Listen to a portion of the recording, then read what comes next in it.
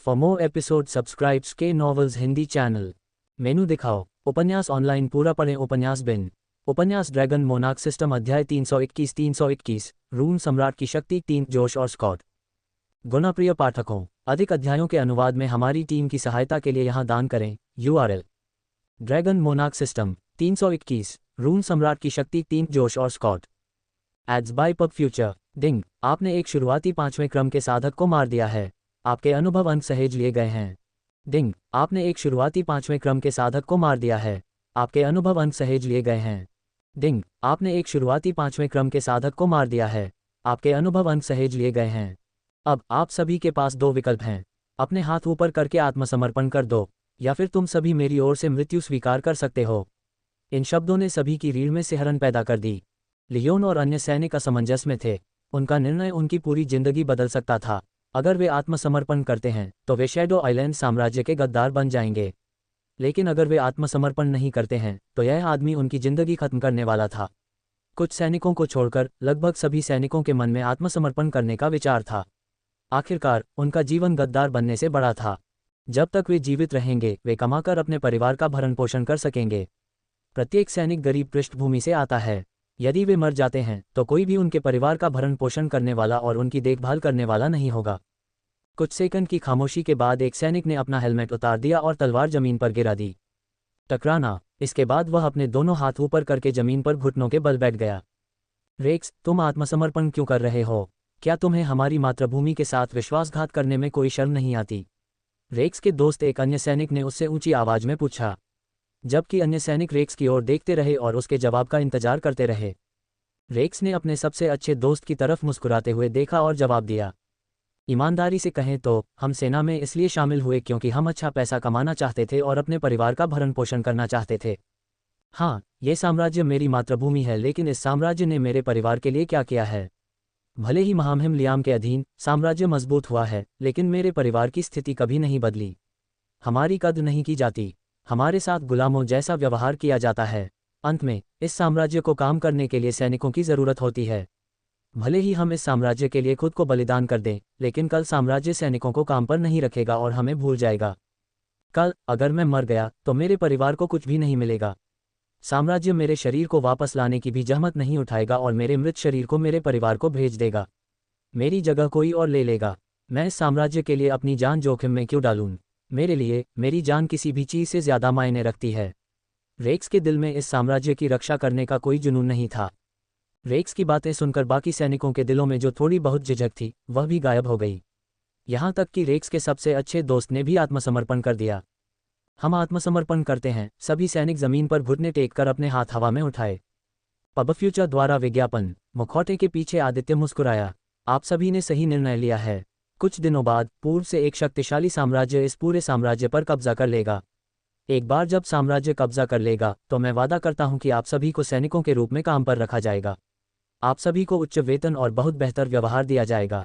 सैनिकों को समझ में नहीं आ रहा था कि वे आदित्य की बातों पर क्यों यकीन करें। आखिर वह एक ऐसा व्यक्ति था जिसने अपना चेहरा नकाब के नीचे छिपा रखा था। उसने साम्राज्य का नाम भी नहीं बताया, लेकिन किसी भी सैनिक ने आदित्य से कोई सवाल पूछने की हिम्मत नहीं की, क्योंकि वे भूले नहीं थे कि उसने कितनी जल्दी 3 सेनापतियों की जान ले ली थी। वे बस चुप रहे और अपने दिल में उम्मीद लगाए बैठे रहे कि वह सच बोल रहा है। योजक चिन्ह दृश्य परिवर्तन अंडरस्कोर। इसी समय स्टारिन साम्राज्य के 4 सेनापति पहली दीवार के पास पहुंचे। हम सियोन शहर में कैसे प्रवेश करेंगे? जोश ने पूछा। आखिरकार अब जब सियोन के चारों ओर रक्षात्मक गुंबद सक्रिय हो गया है तो वे शहर के अंदर पैदल नहीं जा सकते। बेवकूफ़, बेशक हम रक्षात्मक गुंबद को तोड़ने जा रहे हैं। मुझे यकीन है कि महामहिम ने पहले ही अंदर से जनरलों से निपट लिया है। हमें बस छोटे कीड़ों से निपटने की ज़रूरत है, जबकि हमारा राजा लियाम की जान ले रहा है। स्कॉट ने अपने सुनहरे धनुष में एक काला तीर लोड करते हुए जवाब दिया। तस्क, मुझे बेवकूफ़ मत कहो। असली बेवकूफ़ तो तुम हो जो जानबूझकर मांस खाने से बचते हो। जोश ने गुस्से से जवाब दिया। स्कॉट ने रक्षात्मक गुंबद पर अपना तीर चलाने से पहले अपनी आंखों के कोने से जोश को देखा। मुझे मांस पसंद नहीं है, इसलिए मैं मांस खाने से बचता हूँ। मुझे सब्जियाँ खाना पसंद है। मेरी जीवनशैली बहुत स्वस्थ है, एक ऐसे बेवकूफ़ के विपरीत जो मांस और शराब के बिना नहीं रह सकता। स्कॉट ने जो कहा वह सच था। जोश को मांस और शराब बहुत पसंद है। शायद ही किसी ने जोश को सब्जियां खाते हुए देखा हो, क्योंकि वह आदमी सब्जियों की गंध से भी नफरत करता है। तुमने क्या कहा? जोश स्कॉट को मुक्का मारने के लिए तैयार था। बंद करो, महामहिम ने हमें एक महत्वपूर्ण मिशन दिया है। कृपया अपनी लड़ाई बंद करो। एम्बर ने आह भरी। यह उनके मिशन की शुरुआत के बाद से चौथी बार था जब उसे जोश और स्कॉट को लड़ने से रोकना पड़ा। जोश और स्कॉट दोनों 5 साल के बच्चे की तरह व्यवहार करते हैं और छोटी छोटी बातों पर बहस करते हैं। जोश और स्कॉट के बीच का रिश्ता वाकई अजीब है। दोनों बड़े आदमी कभी एक दूसरे के साथ नहीं रह सकते। दोनों कैप्टन छोटी छोटी बातों पर बहस करते हैं। यहाँ तक कि शांत, परिपक्व और बुद्धिमान स्कॉट भी जोश से बहस करते समय हमेशा एक बच्चे की तरह व्यवहार करता है। उसने ही इसकी शुरुआत की थी। जोश ने स्कॉट की ओर इशारा किया और एक बच्चे की तरह शिकायत की। पब फ्यूचर द्वारा विज्ञापन। मैं तो बस एक बेवकूफ़ को शिक्षित कर रहा था, स्कॉट ने उदासीन स्वर में उत्तर दिया। तुमने मुझे अभी क्या कहा? जोश ने गुस्से से स्कॉट को देखा। एक बेवकूफ़ जिसके पास कोई दिमाग नहीं है और केवल मांसपेशियां हैं। स्कॉट ने अपना धनुष नीचे रखा और जोश की ओर देखा। मैंने कहा था कि इसे बंद करो। एम्बर ने जोश और स्कॉट को रोकने के लिए अपनी हत्या की मंशा को थोड़ा सा दिखाया। उसकी हत्या की मंशा ने एकदम सही दवा की तरह काम किया और दोनों कप्तानों के मुंह बंद कर दिए। एम्बर ने जोश और स्कॉट को ठंडी मुस्कान के साथ देखा, जिससे दोनों कैप्टन की रीढ़ में सिहरन दौड़ गई। अगली बार जब मैं तुम दोनों को लड़ते हुए देखूंगी तो मैं तुम दोनों को अपने भ्रम में डालूंगी और तुम दोनों को एक साथ सुलाऊंगी। और यह कोई आम साथ सोना नहीं होगा। ये सुनकर जोश और स्कॉट दोनों डर से कांप उठे। दोनों पुरुषों को स्पष्ट रूप से समझ में आ गया कि एम्बर क्या कह रही थी। साथ सोने के बारे में सोचकर ही वे भयभीत और निराश हो गए। नाथन, जो पूरी घटना के दौरान चुप रहा था, एक पल के लिए कांप उठा। यह महिला निर्दयी है। सौभाग्य से मैंने हमेशा उससे दूरी बनाए रखी है। जब मैं वापस जाऊंगा तो मुझे अपने डिवीजन के सदस्यों को चेतावनी देनी होगी कि वे एम्बर और उसके डिवीजन से स्पष्ट दूरी बनाए रखें। नाथन ने मन ही मन कसम खाई कि वह एम्बर को कभी नहीं उकसाएगा। यह महिला वास्तव में भयानक थी। ठीक है, अब जब सब शांत हो गए हैं तो चलो रक्षात्मक पंक्ति को तोड़ दें और कुछ सैनिकों का वध करें। एम्बर के चारों ओर की ठंडी आभा गायब हो गई, जैसे कि वह कभी थी ही नहीं। वह खुशी से मुस्कुराई, जैसे कि वह कोई नेक काम करने जा रही हो। यह महिला वाकई खतरनाक है। उसने कुछ ही सेकंड में अपना व्यक्तित्व बदल लिया। अगर कोई कैप्टन था जिससे नाथन डरता था तो वह एम्बर थी। ये लोमड़ी महिला 7 डिवीजनों में अपना आतंक फैलाने में कामयाब रही थी। और ऐसे ही चारों कैप्टन पहली दीवार के सामने थे। ठीक है स्कॉट, कृपया हमारे लिए रक्षात्मक अवरोध को तोड़ दें। स्कॉट ने सुनहरे धनुष पर तीर चढ़ाने से पहले सिर हिलाया। नाथन कोई नेता टाइप का कैप्टन नहीं था, और नाथन के डिवीजन में काम करने वाले सैनिकों में नाथन का व्यक्तित्व था। यही वजह है कि नाथन को अपने डिवीजन को नियंत्रित करने में कभी कोई परेशानी नहीं हुई। जोश और स्कॉट हमेशा बच्चों की तरह लड़ते रहते थे, इसलिए एम्बर को आगे आकर नेता की भूमिका निभानी पड़ी। हालांकि किसी ने ये खुलकर नहीं कहा, एम्बर उनके कदमों को निर्देशित कर रही थी और नेता के रूप में काम कर रही थी। नेता के रूप में एम्बर की भूमिका के बिना इस बात की बहुत अधिक संभावना थी कि जनरल गड़बड़ कर देंगे। स्कॉट ने जैसे ही तीर में अपना मन डाला, सभी की नज़रों के सामने तीर चमकने लगा। स्कॉट के तीर पर गहरे बैंगनी रंग की चमक ने दीवारों के ऊपर खड़े और सियोन शहर की रखवाली कर रहे सभी सैनिकों का ध्यान आकर्षित किया। दुश्मन यहाँ है, हमला करो। अगले ही पल पहली दीवार से हजारों तीरों की बरसात होने लगी। हालांकि हजारों तीरों का सामना करते हुए सेनापति बहुत शांत दिख रहे थे। पब फ्यूचर द्वारा विज्ञापन। विंडशील्ड। जोश ने बस अपने चारों ओर एक अदृश्य विंडशील्ड बना ली थी। कोई भी तीर जोश की विंडशील्ड को तोड़ने के लिए पर्याप्त शक्तिशाली नहीं था। कैप्टन बस तीरों का सामना करते हुए खड़ा था। उसकी जंगली तीखी नज़रें जोश पर तीर चलाने वाले सैनिकों पर थीं। कुछ तीरंदाजों ने जोश को जंगली मुस्कान के साथ उनकी ओर घूरते हुए देखा। गल्प, हम किस तरह के जानवर का सामना कर रहे हैं? जोश से बचने के लिए कुछ कदम पीछे हटते हुए तीरंदाजों ने सोचा। नाथन के शरीर के सामने 2 मीटर की काली गोल ढाल बनी। काली ढाल शैडो मैनिपुलेशन से बनी थी। ये ढाल इतनी मजबूत थी कि जादू की तोप के हमलों का भी सामना कर सकती थी। आप स्कॉट को कब तक ले जाएंगे? नाथन ने अधीर स्वर में पूछा। छाया संरक्षक अपना धैर्य खो रहा था। वह अपने सम्राट के पक्ष में शामिल होने और उसके साथ लड़ने के लिए इंतजार नहीं कर सकता था। चिंता मत करो, मैं मन से तीर चलाना लगभग पूरा कर चुका हूं। स्कॉट ने अपने ऊपर बरस रहे तीरों से बचते हुए जवाब दिया। यह अकल्पनीय था कि कोई व्यक्ति हमला करने की तैयारी करते हुए इतने सारे तीरों से कैसे बच सकता है। जहां तक एम्बर का सवाल है, रॉयल फॉक्स क्वीन तीर छोड़े जाने के बाद गायब हो गई थी। वह कहाँ गई, किसी को नहीं पता। तस्त, जोश ने देखा कि तीरों से बचने के कारण स्कॉट को अपना तीर चार्ज करने में अतिरिक्त समय लग रहा था। जोश ने एक भी शब्द कहे बिना स्कॉट के चारों ओर एक और विंडशील्ड बना दी ताकि डार्क एल्फ अपना तीर चार्ज करने पर ध्यान केंद्रित कर सके। स्कॉट और नाथन ने विंडशील्ड को देखा लेकिन इस पर टिप्पणी नहीं करने का फैसला किया। जोश और स्कॉट के बीच का रिश्ता ऐसा ही था। दोनों ने युद्ध के मैदान में एक दूसरे का बचाव किया, लेकिन दोनों हमेशा बहस करने के लिए कोई न कोई विषय ढूंढ ही लेते थे। कुछ सेकंड बाद काले तीर की चमक अपनी चरम सीमा पर पहुंच गई थी। काले तीर पर एक गहरी बैंगनी चमक दीवारों के पार भी देखी जा सकती थी। अंधेरे में उसका तीर सूरज की तरह चमक रहा था और हर दिशा में रोशनी बिखेर रहा था। स्वूश! सबकी नज़रों के सामने तीर रक्षात्मक गुंबद की ओर उड़ गया। बूम! सभी नागरिक और पहले की रक्षा करने वाले सभी सैनिक उस 1 मीटर लंबे तीर को देख रहे थे जो रक्षात्मक गुंबद पर लगा था। उनके भयभीत चेहरों के नीचे अवरोध कांच की तरह टूट गया। दूर अपने बेडरूम में खड़े होकर लियाम जॉर्ज ने देखा कि कैसे सियोन शहर की रक्षात्मक दीवार दुश्मन के हमले से टूट गई। लियाम को अभी भी अपने 3 जनरलों की मौत के बारे में पता नहीं था। लियाम ने अपनी मुट्ठियां कस लीं। वे क्या कर रहे हैं? वे से लियाम का मतलब था उसके जनरल जिन्हें आदित्य ने मार डाला था। योजक चिन्ह योजक चिन्ह योजक चिन्ह योजक चिन्ह योजक चिन्ह योजक चिन्ह योजक चिन्ह योजक चिन्ह योजक चिन्ह योजक चिन्ह योजक चिन्ह योजक चिन्ह योजक चिन्ह योजक चिन्ह योजक चिन्ह योजक चिन्ह। वास्तव में उन सभी को बहुत बहुत धन्यवाद जो बहुमूल्य गोल्डन टिकट के साथ समर्थन भेजते हैं। मुझे उम्मीद है कि हम इसे जारी रख सकते हैं। पब फ्यूचर द्वारा विज्ञापन प्रायोजित सामग्री। 6 दिन में पेट का लटकना दूर हो जाता है। यहाँ पढ़ें। घुटने के दर्द से पीड़ित लोगों को ये पढ़ना चाहिए। संपर्क टॉस साइट मैप दान करें मेनू दिखाओ। उपन्यास ऑनलाइन पूरा पढ़ें। उपन्यास बिन। उपन्यास ड्रैगन मोनार्क सिस्टम अध्याय 322 रूम सम्राट की शक्ति एवं प्रिया नाम की छोटी लड़की। गुणाप्रिय पाठकों, अधिक अध्यायों के अनुवाद में हमारी टीम की सहायता के लिए यहाँ दान करें। URL dragon monarch system 322 room सम्राट की शक्ति एवं प्रिया नाम की छोटी लड़की। Ads by pub future. चकनाचूर। लाखों लोगों के मन को शांत रखने वाला रक्षात्मक गुंबद उनकी आंखों के सामने ही टूट गया और सियोन शहर के सभी लोग घबरा गए। भीड़ पागल हो गई। हालात और भी बदतर हो गए, यहाँ तक कि टेलीपोर्टेशन सरणी ने भी काम करना बंद कर दिया। लोग इधर उधर भागने लगे। कुछ लोग अपने घरों में छिपने लगे। कुछ लोग इस उम्मीद में दूसरी दीवार के पास पहुंचे कि सैनिक उनकी रक्षा करेंगे। दुर्भाग्य से सैनिकों ने पहले ही आदित्य के सामने आत्मसमर्पण कर दिया था। इस बीच पहली दीवार पर स्थिति बहुत अलग थी। दुश्मन भले ही सिर्फ 4 लोग थे, लेकिन पहरेदारों को ऐसा लग रहा था जैसे वे युद्ध के मैदान में देवताओं का सामना कर रहे हों। उनके नश्वर शरीर कभी भी इन चारों की ताकत का मुकाबला नहीं कर सकते। उनके नश्वर दिमाग को समझ में नहीं आ रहा था कि ऐसी स्थिति में उन्हें क्या करना चाहिए। उनका दिमाग उन्हें सिर्फ यही कह रहा था कि भाग जाओ, भागो यहाँ से, जीवित रहने के लिए भागो, अपनी पूरी ताकत से भागो, भागो यहाँ से निकल जाओ, और प्रार्थना करें कि वे इन चारों के हाथों मारे न जाएं। एक एक करके गार्ड अपने स्थान छोड़कर भागने लगे। मैं यहाँ क्यों रहूं और खुद को क्यों मरवाऊं? चलो यहाँ से भाग चलें। युद्ध शुरू होने से पहले ही अधिकाधिक सैनिकों को भागता देख कैप्टन और अन्य सैनिक जो रुके थे वे असमंजस में पड़ गए।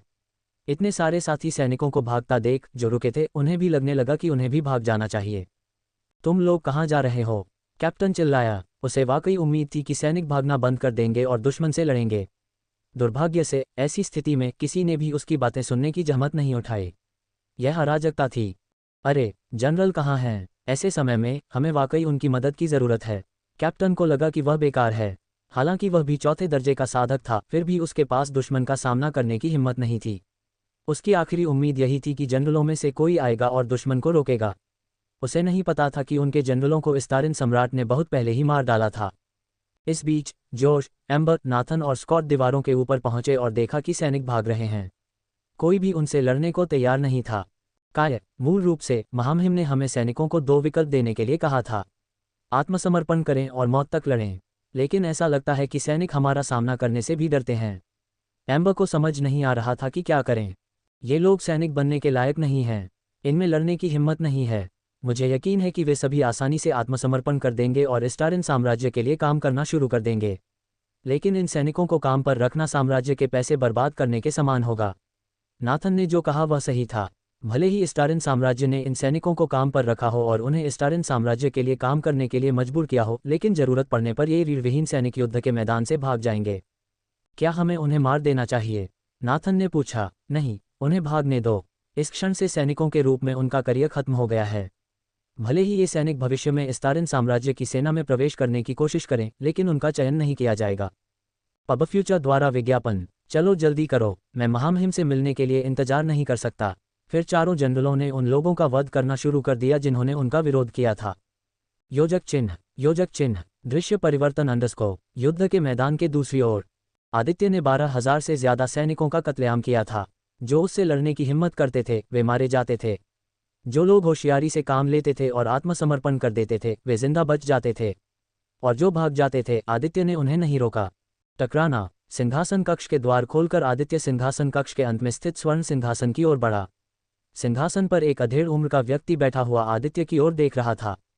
उस आदमी के बाल काले और आंखें पीली थीं। वह 6 फीट लंबा था और उसका शरीर मांसल था। वह आदमी एक शिखर 4 क्रम का जादूगर था। अपने सिंहासन पर बैठा, उसने अपना मुकुट पहना हुआ था और उसके हाथ में एक सुनहरा डंडा था। आप कौन हैं? लियाम जॉर्ज ने पूछा। आदित्य ने कोई जवाब नहीं दिया। उसने नकाब उतारकर अपना चेहरा दिखाया। उसका चेहरा देखकर लियाम का पूरा शरीर कांपने लगा। इस कारण सोने का मुकुट जमीन पर गिर गया। आपसे मिलकर बहुत खुशी हुई, सर लियाम। मुझे यकीन है कि आप मुझे बहुत अच्छी तरह से जानते हैं। आदित्य ने लियाम की ओर कदम बढ़ाते हुए अपना परिचय दिया। और करीब मत आना। लियाम भयभीत था। इस समय उसके मन में कई सवाल थे। वह जानना चाहता था कि यह राक्षस यहाँ क्यों था। अगर आदित्य यहाँ था तो ड्रैगन स्लेयर गिल्ड का क्या हुआ? उसके जनरलों का क्या हुआ? सर लियाम, जहाँ तक मुझे पता है हमारे बीच कोई खून का रिश्ता नहीं है। मैं आपको जानता भी नहीं हूँ। फिर भी आपने ड्रैगन स्लेयर गिल्ड को मेरी जान लेने के लिए भेज दिया। यह अच्छी बात नहीं है। आपका नाम जानने के बाद मुझे आपसे मिलने आना पड़ा। क्या आपको मेरा आश्चर्य पसंद आया? आदित्य, तुम? लियाम इतना डर गया था कि वह ठीक से बोल भी नहीं पा रहा था। अंदर ही अंदर उसे अब बहुत लालची होने का पछतावा होने लगा था। अगर वह इतना लालची न होता तो वह आदित्य को अपना दुश्मन न बनाता। आदित्य सिंहासन से 5 मीटर दूर खड़ा था। ये तुम्हारे छाया द्वीप साम्राज्य का अंत है। तुम्हें मारने के बाद मैं तुम्हारे अन्य 2 सहयोगियों से भी मिलने जा रहा हूँ। चिंता मत करो, बहुत जल्द तुम अपने दोस्तों को नरक में देखोगे। टकराना। अगले ही पल लियाम को अपने शरीर में कुछ अजीब सा महसूस हुआ। लियाम ने पाया कि उसके पूरे शरीर का तापमान तेजी से बढ़ रहा था। नहीं, रुको, कृपया मुझे माफ़ कर दो। लियाम को अपनी जिंदगी से ज्यादा किसी और चीज़ की परवाह थी। इसके लिए बहुत देर हो चुकी है। पब फ्यूचर द्वारा विज्ञापन। स्नैप। अगले ही पल उसकी उंगलियों के झटके से लियाम का पूरा शरीर सोने के सिंहासन और उसके सुनहरे मुकुट के साथ पिघल गया। डिंग, आपने एक शीर्ष 4 क्रम साधक को मार दिया है। आपके अनुभव अंत सहेज लिए गए हैं। सांस। आखिरकार काम हो गया। अगले ही पल आदित्य ने अपने नए कौशल का इस्तेमाल किया। ड्रैगन ट्रांसफर 3रा क्रम निष्क्रिय कौशल। विवरण: एक विशेष निष्क्रियता जिसे मेजबान ने ड्रैगन पैलेस बनाते समय सीखा था। केवल ड्रैगन सम्राट के पास ही यह निष्क्रिय कौशल है। फंक्शन: इस कौशल का उपयोग करके ड्रैगन सम्राट किसी भी सेकंड में आपके किसी भी रक्त वाहिकाओं, ड्रैगनन और ड्रैगन सैनिकों के साथ स्थान बदल सकता है। इस कौशल का उपयोग करने के लिए किसी भी मैना की आवश्यकता नहीं है। इस कौशल का उपयोग असीमित बार किया जा सकता है और इस कौशल के लिए कोई कूलडाउन समय नहीं है। अगले ही पल आदित्य अंबर के पास आ गया। स्वूश। एम्बर, नाथन, जोश और स्कॉट रुक गए और आदित्य की ओर देखने लगे। अब तक चारों जनरल भी अपना काम पूरा कर चुके थे और दूसरी दीवार की ओर बढ़ रहे थे। महाराज, सेनापति घुटने टेकने ही वाले थे कि आदित्य ने उन्हें रोक दिया। अब घुटने टेकने की कोई ज़रूरत नहीं है। मैंने राजा लियाम को मार दिया है। करीब 8000 सैनिक आत्मसमर्पण कर चुके हैं। एम्बर, तुम स्थिति को अपने नियंत्रण में रखो। अभी के लिए इस्तारिन साम्राज्य का नाम मत बताना। समझ गया। एम्बर ने अपना सिर हिलाया। तुम तीनों मेरे साथ आओ। अब तक ड्रैगनियन को पहले ही अन्य 8 छाया द्वीपों पर हमला कर देना चाहिए था। नाथन, जोश और स्कॉट युद्ध में अपने सम्राट की सहायता करने में खुश थे। Dragon transfer. अगले ही पल आदित्य और तीनों सेनापति एन्चांटेड होल में पहुंच गए, जो 9 छाया द्वीपों में सबसे बड़ा था। पब फ्यूचर द्वारा विज्ञापन। द एन्चांटेड होल में भी यही स्थिति थी। बैरियर के चारों ओर एक हल्के नीले रंग का बैरियर बनाया गया है। बिना किसी 5वें क्रम के साधक के कोई भी बैरियर को तोड़ नहीं सकता। बैरियर ने द एन्चांटेड होल से किसी को भी भागने से रोक दिया। करीब 1000 ड्रैगनियन ने एन्चांटेड होल के 3 शहरों पर हमला किया। सिर्फ 2 मिनट के अंदर ही तीनों शहर ड्रैगनियन के कब्जे में आ गए। साथ ही एन्चांटेड होल पर शासन करने वाले ड्यूक और उसके पूरे इलाके को जिंदा पकड़ लिया गया। ड्रैगन सम्राट को नमस्कार। सभी ड्रैगनियन अपने घुटनों पर बैठकर ड्रैगन सम्राट का अभिवादन करते हैं। सब खड़े हो जाओ, मुझे तुम सब पर गर्व है। लेकिन ये रुकने का समय नहीं है। ये शब्द कहते हुए आदित्य ने ड्यूक की ओर देखा जिसके हाथ बंधे हुए थे और वह इस समय जमीन पर घुटनों के बल बैठा हुआ था। आप कौन हैं? ड्यूक ने पूछा। मैं इस्टारिन सम्राट हूँ। ड्यूक थॉमस और उनकी पत्नी ने आश्चर्य से अपनी आंखें चौड़ी कर लीं। इस्टारिन साम्राज्य ने शैडो आइलैंड साम्राज्य पर हमला क्यों किया? क्या राजा लियाम ने किसी भी तरह से आदित्य को अपमानित किया? ड्यूक और उनकी पत्नी दोनों आश्चर्यचकित थे। ड्रैगनियनों में से एक ने कुर्सी निकाली। आदित्य बैठ गया और ड्यूक की ओर देखने लगा। ड्यूक थॉमस 20 साल की उम्र के आसपास का एक आदमी था। उसके लंबे लाल बाल और लाल चमकती आंखें थीं। थॉमस एक पिशाच और पीक 3 ऑर्डर कल्टीवेटर था। थॉमस का परिवार 3 लोगों का था। ड्यूक थॉमस एवांस, क्या आप मेरा नाम जानते हैं? थॉमस ने नहीं सोचा था कि इस्टारिन सम्राट उसका नाम जानता होगा। मैं तुम्हारे बारे में बहुत कुछ जानता हूँ, आदित्य ने ठंडी मुस्कान के साथ उत्तर दिया। ड्यूक थॉमस इवांस, इस क्षण से छाया द्वीप स्टारिन साम्राज्य के नियंत्रण में है। यहाँ आने से पहले मैंने आपके राजा को मार डाला। अब आपके पास दो विकल्प हैं, आप आत्मसमर्पण कर सकते हैं और मेरे लिए काम कर सकते हैं, या मुझे आपको मारना होगा। नहीं, कृपया पापा को मत मारो, आदित्य को एक 5 साल की छोटी लड़की ने टोका। ड्रैगनियनों में से एक ने अपनी तलवार छोटी लड़की पर तान दी। 5 साल की छोटी बच्ची लगभग ड्यूक थॉमस की छोटी सी शक्ल की तरह दिख रही थी। अपनी तलवार नीचे रखो, आदित्य का आदेश सुनकर ड्रैगनियन ने अपनी तलवार छोटी बच्ची से दूर रख दी। अजीब बात यह रही कि ड्रैगन सम्राट ने लड़की को देखकर मुस्कुराया। इससे तीनों सेनापति और अन्य लोग भ्रमित हो गए। छोटी बच्ची, मैं तुम्हारे पापा को क्यों छोड़ दूं? आदित्य ने कठोर स्वर में पूछा। क्योंकि रिया पापा से प्यार करती है। ये सुनकर आदित्य ने अपनी आंखें चौड़ी कर लीं और उसके चेहरे पर हल्की सी मुस्कान आ गई। आदित्य ने अपनी आंखें बंद कर लीं और अपनी तीसरी पत्नी के बारे में सोचने लगा, जिसका नाम भी रिया था। मैं क्यों हिचकिचा रहा हूँ? ड्रैगन सम्राट ने खुद से पूछा। आदित्य आमतौर पर अपने दुश्मनों का सामना करने में कभी नहीं हिचकिचाता था। उसका संकल्प हमेशा स्पष्ट था, वह अपने दुश्मनों को मारने में कभी नहीं हिचकिचाता था। आज आदित्य को हिचकिचाहट महसूस हो रही थी। उसे लगा कि इस छोटी सी बच्ची की वजह से उसका संकल्प डगमगा रहा है। अगर थॉमस ने आदित्य के प्रस्ताव को अस्वीकार कर दिया तो वह थॉमस और उसके पूरे परिवार को मारने की योजना बना रहा था। लेकिन अब वह खुद को ये शब्द कहने के लिए भी नहीं ला पाया। आमतौर पर मैं थॉमस के साथ साथ उसके पूरे परिवार को भी मार देता, लेकिन मैं इस छोटी लड़की को मारने के लिए खुद को क्यों नहीं ला पाया? क्या मैं बहुत नर्म हो गया हूं या क्या? पहले आदित्य कभी भी हिचकिचाता नहीं था। आदित्य ने छोटी बच्ची की ओर देखा। बच्चों को उनकी मासूमियत के कारण देवदूत कहा जाता है। बच्चे इस दुनिया की बुराई से भ्रष्ट नहीं होते, वे इस दुनिया के सबसे पवित्र प्राणी हैं। महाराज, नाथन ने झिझकते हुए आदित्य को पुकारा। जवाब में राजा ने थॉमस की ओर देखने से पहले हल्की मुस्कान दिखाई। थॉमस, तुमने अपने जीवन में बहुत से गलत काम किए हैं। आमतौर पर मैं तुम्हें और तुम्हारे पूरे परिवार को मार डालता, लेकिन तुम्हारी बेटी ने अब मेरा मन बदल दिया है। सभी ने देखा कि आदित्य का स्वर नर्म हो गया था। उधर आदित्य की बातें सुनकर थॉमस की आंखें चौड़ी हो गईं। इस समय थॉमस के अंदर भी कुछ बदल गया था। थॉमस, अगर तुम अनुबंध के तहत मेरी सेवा करने के लिए तैयार हो तो मैं तुम्हें इस द्वीप का ड्यूक बना रहने दूंगा। लेकिन ये जान लो कि मेरी सेवा करने का मतलब है कि तुम्हें बदलना होगा। तुम अपना अवैध कारोबार जारी नहीं रख सकते। तुम्हें अपना रास्ता बदलना होगा, या फिर मैं तुम्हारी और तुम्हारी पत्नी की खेती को नष्ट कर दूंगा और तुम्हारे पूरे परिवार को इस साम्राज्य से बाहर निकाल दूंगा। अब अपना और अपने परिवार का भविष्य चुनो। योजक चिन्ह योजक चिन्ह योजक चिन्ह योजक चिन्ह योजक चिन्ह योजक चिन्ह योजक चिन्ह योजक चिन्ह योजक चिन्ह योजक चिन्ह योजक चिन्ह योजक चिन्ह योजक चिन्ह योजक चिन्ह योजक चिन्ह योजक चिन्ह। वास्तव में उन सभी को बहुत बहुत धन्यवाद जो बहुमूल्य गोल्डन टिकट के साथ समर्थन भेजते हैं। मुझे उम्मीद है कि हम इसे जारी रख सकते हैं। क्षतिपूर्ति अध्याय 1/6 मेनू दिखाओ। उपन्यास ऑनलाइन पूरा पढ़ें। उपन्यास बिन। उपन्यास ड्रैगन मोनार्क सिस्टम अध्याय 323 रून सम्राट की शक्ति वी अगला लक्ष्य। गुणप्रिय पाठकों, अधिक अध्यायों के अनुवाद में हमारी टीम की सहायता के लिए यहाँ दान करें। URL ड्रैगन मोनार्क सिस्टम 323 रून सम्राट की शक्ति वी अगला लक्ष्य। Ads by pub future. अब अपना और अपने परिवार का भविष्य चुनो।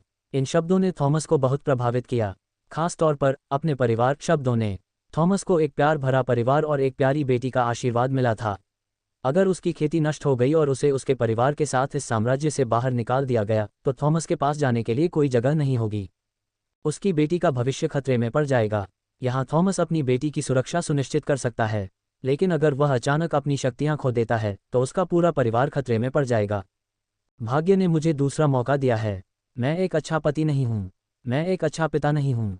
शायद अब मेरे लिए बदलाव का समय आ गया है। थॉमस ने अपनी आंखें बंद कर लीं और भाग्य ने जो उसके लिए लाया था उसे स्वीकार कर लिया। मुझे स्वीकार है। ... अगले कुछ घंटे आदित्य ने अन्य 7 छाया द्वीपों की यात्रा में बिताए। सभी ड्यूक अनुबंध को स्वीकार करने के लिए सहमत हुए। अनुबंध ने किसी भी ड्यूक को आदित्य और इस्तारिन साम्राज्य को धोखा देने से रोक दिया। अनुबंध ने ड्यूक को अधिक स्वतंत्रता दी। सभी ड्यूक ने आदित्य को आसानी से अपना राजा मान लिया। इसका कारण यह है कि शुरू से ही कोई भी ड्यूक लियाम जॉर्ज से खुश नहीं था। लियाम ने उनकी कमाई, उनकी शक्तियों और उनके अधिकार को सीमित कर दिया था। लियाम के शासन में किसी भी रईस के पास ज़्यादा राजनीतिक शक्ति नहीं थी। दूसरी ओर इस्तारिन साम्राज्य में शामिल होने से उन्हें ये सब मिल गया। उनकी शक्तियाँ और उनका अधिकार बढ़ गया था। वे शैडो द्वीपों के प्रभारी थे। योजक चिन्ह दृश्य परिवर्तन अंडरस्कोर। कुछ घंटों बाद आदित्य वापस सियोन शहर लौट आया। जहाँ तक अन्य सेनापतियों का सवाल है, वे छोटे मोटे कीड़ों से निपट रहे थे। पब फ्यूचर द्वारा विज्ञापन। कुछ घंटों बाद एम्बर महल में लौटी तो उसने पाया कि आदित्य उसका इंतजार कर रहा है। महाराज, आदित्य को इतनी जल्दी वापस आते देख एम्बर हैरान रह गई। आदित्य को एम्बर को यहाँ छोड़े हुए अभी कुछ ही घंटे हुए थे। अंबर, सब कैसा चल रहा है? आदित्य ने पूछा। मैंने राजा लियाम के परिवार के सदस्यों को पकड़ लिया है। राजा लियाम की एक पत्नी और 18 रखेलें थीं, लेकिन उसके कोई बच्चे नहीं थे। ऐसा लगता है कि वह कोई बच्चा नहीं चाहता था। हमें उनके साथ क्या करना चाहिए? अंबर ने पूछा। उनमें से प्रत्येक को 1000 रॉयल गोल्ड कॉइन दे दो और उन्हें जाने दो। साथ ही उनका सामान भी लौटा दो। आदित्य को लियाम के परिवार में जरा भी दिलचस्पी नहीं थी।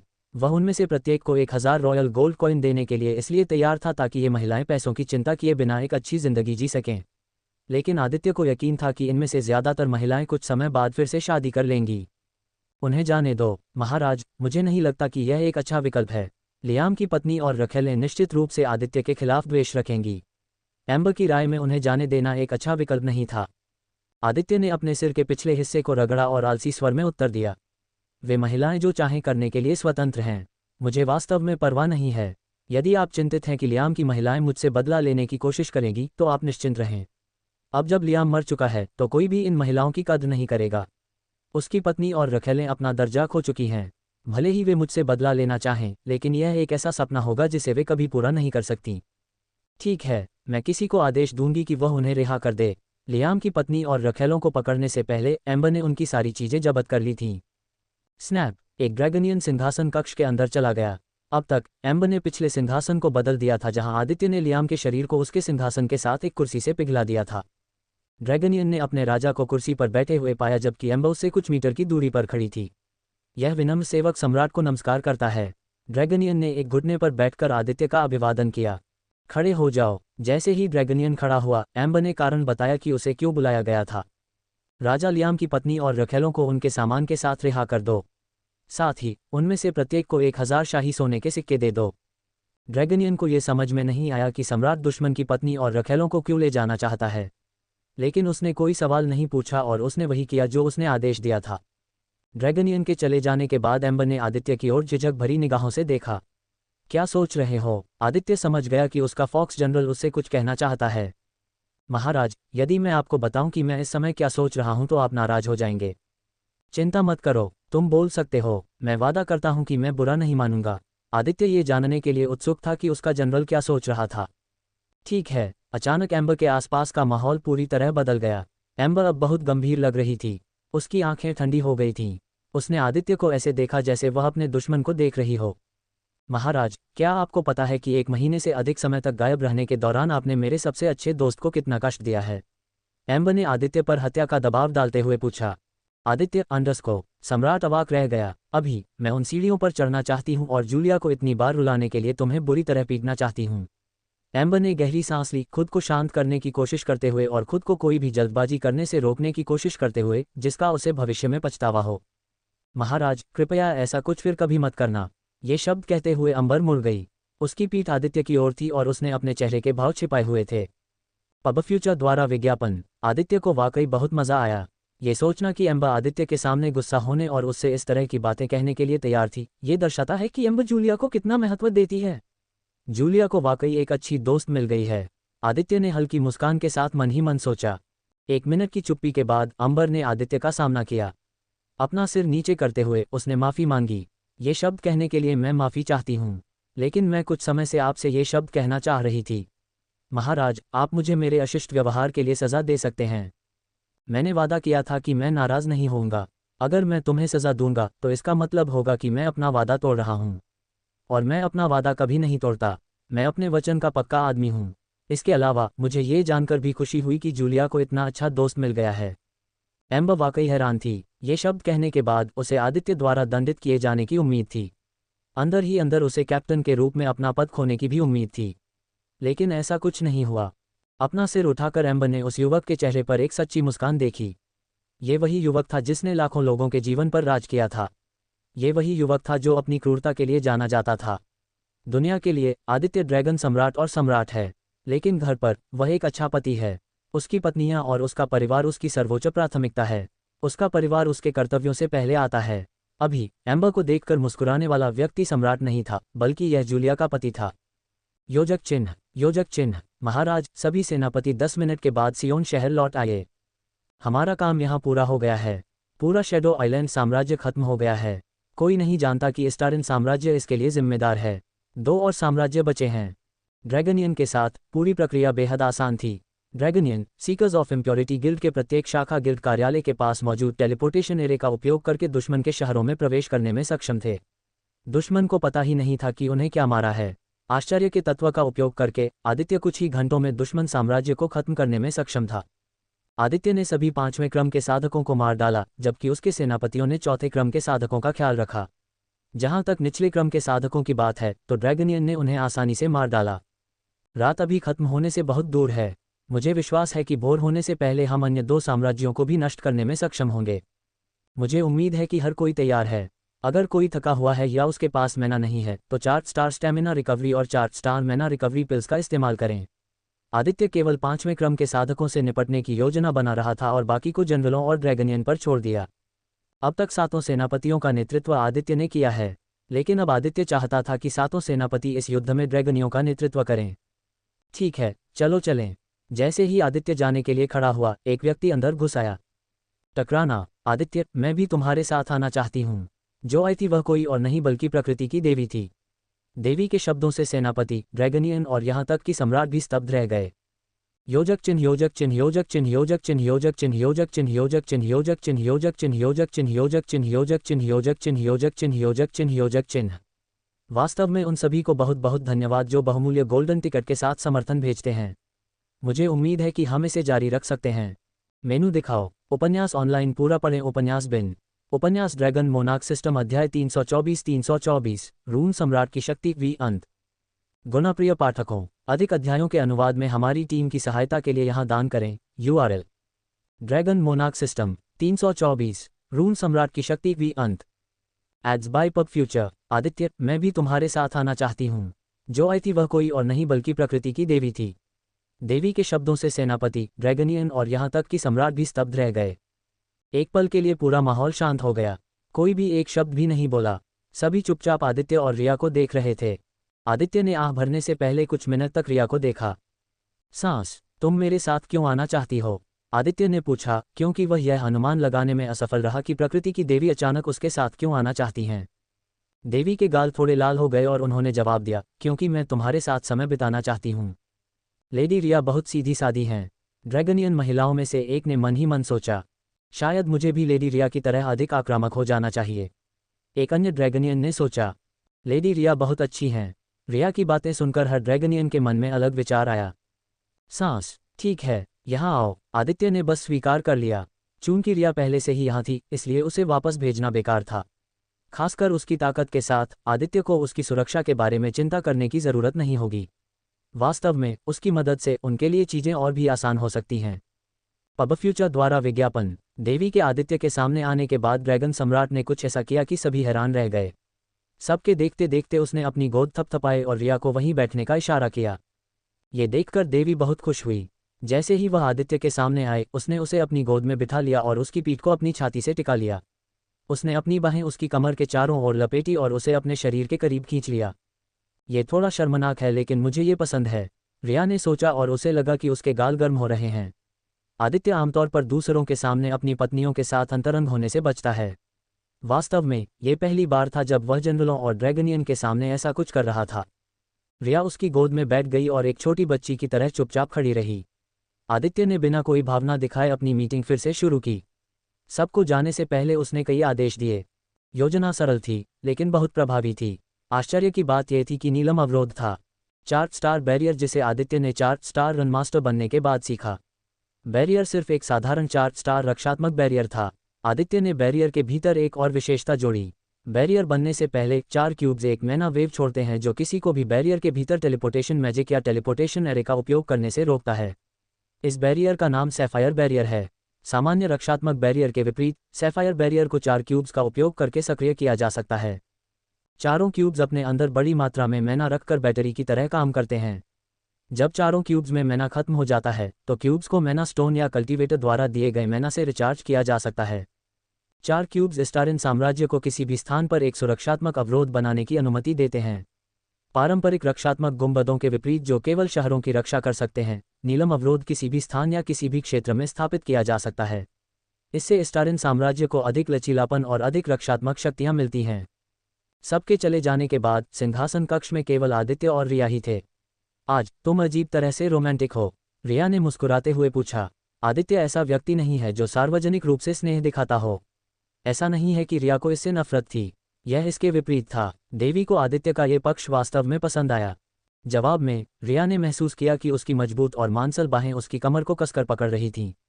उसने अपना चेहरा उसके दाहिने कंधे में छिपा लिया। मैं हमेशा से रोमांटिक रहा हूँ, आज मुझे तुम्हें गले लगाने का मन हुआ, क्या मुझे ऐसा करने की इजाज़त नहीं है? जवाब में देवी ने हंसते हुए कहा, तुम थक गए हो ना?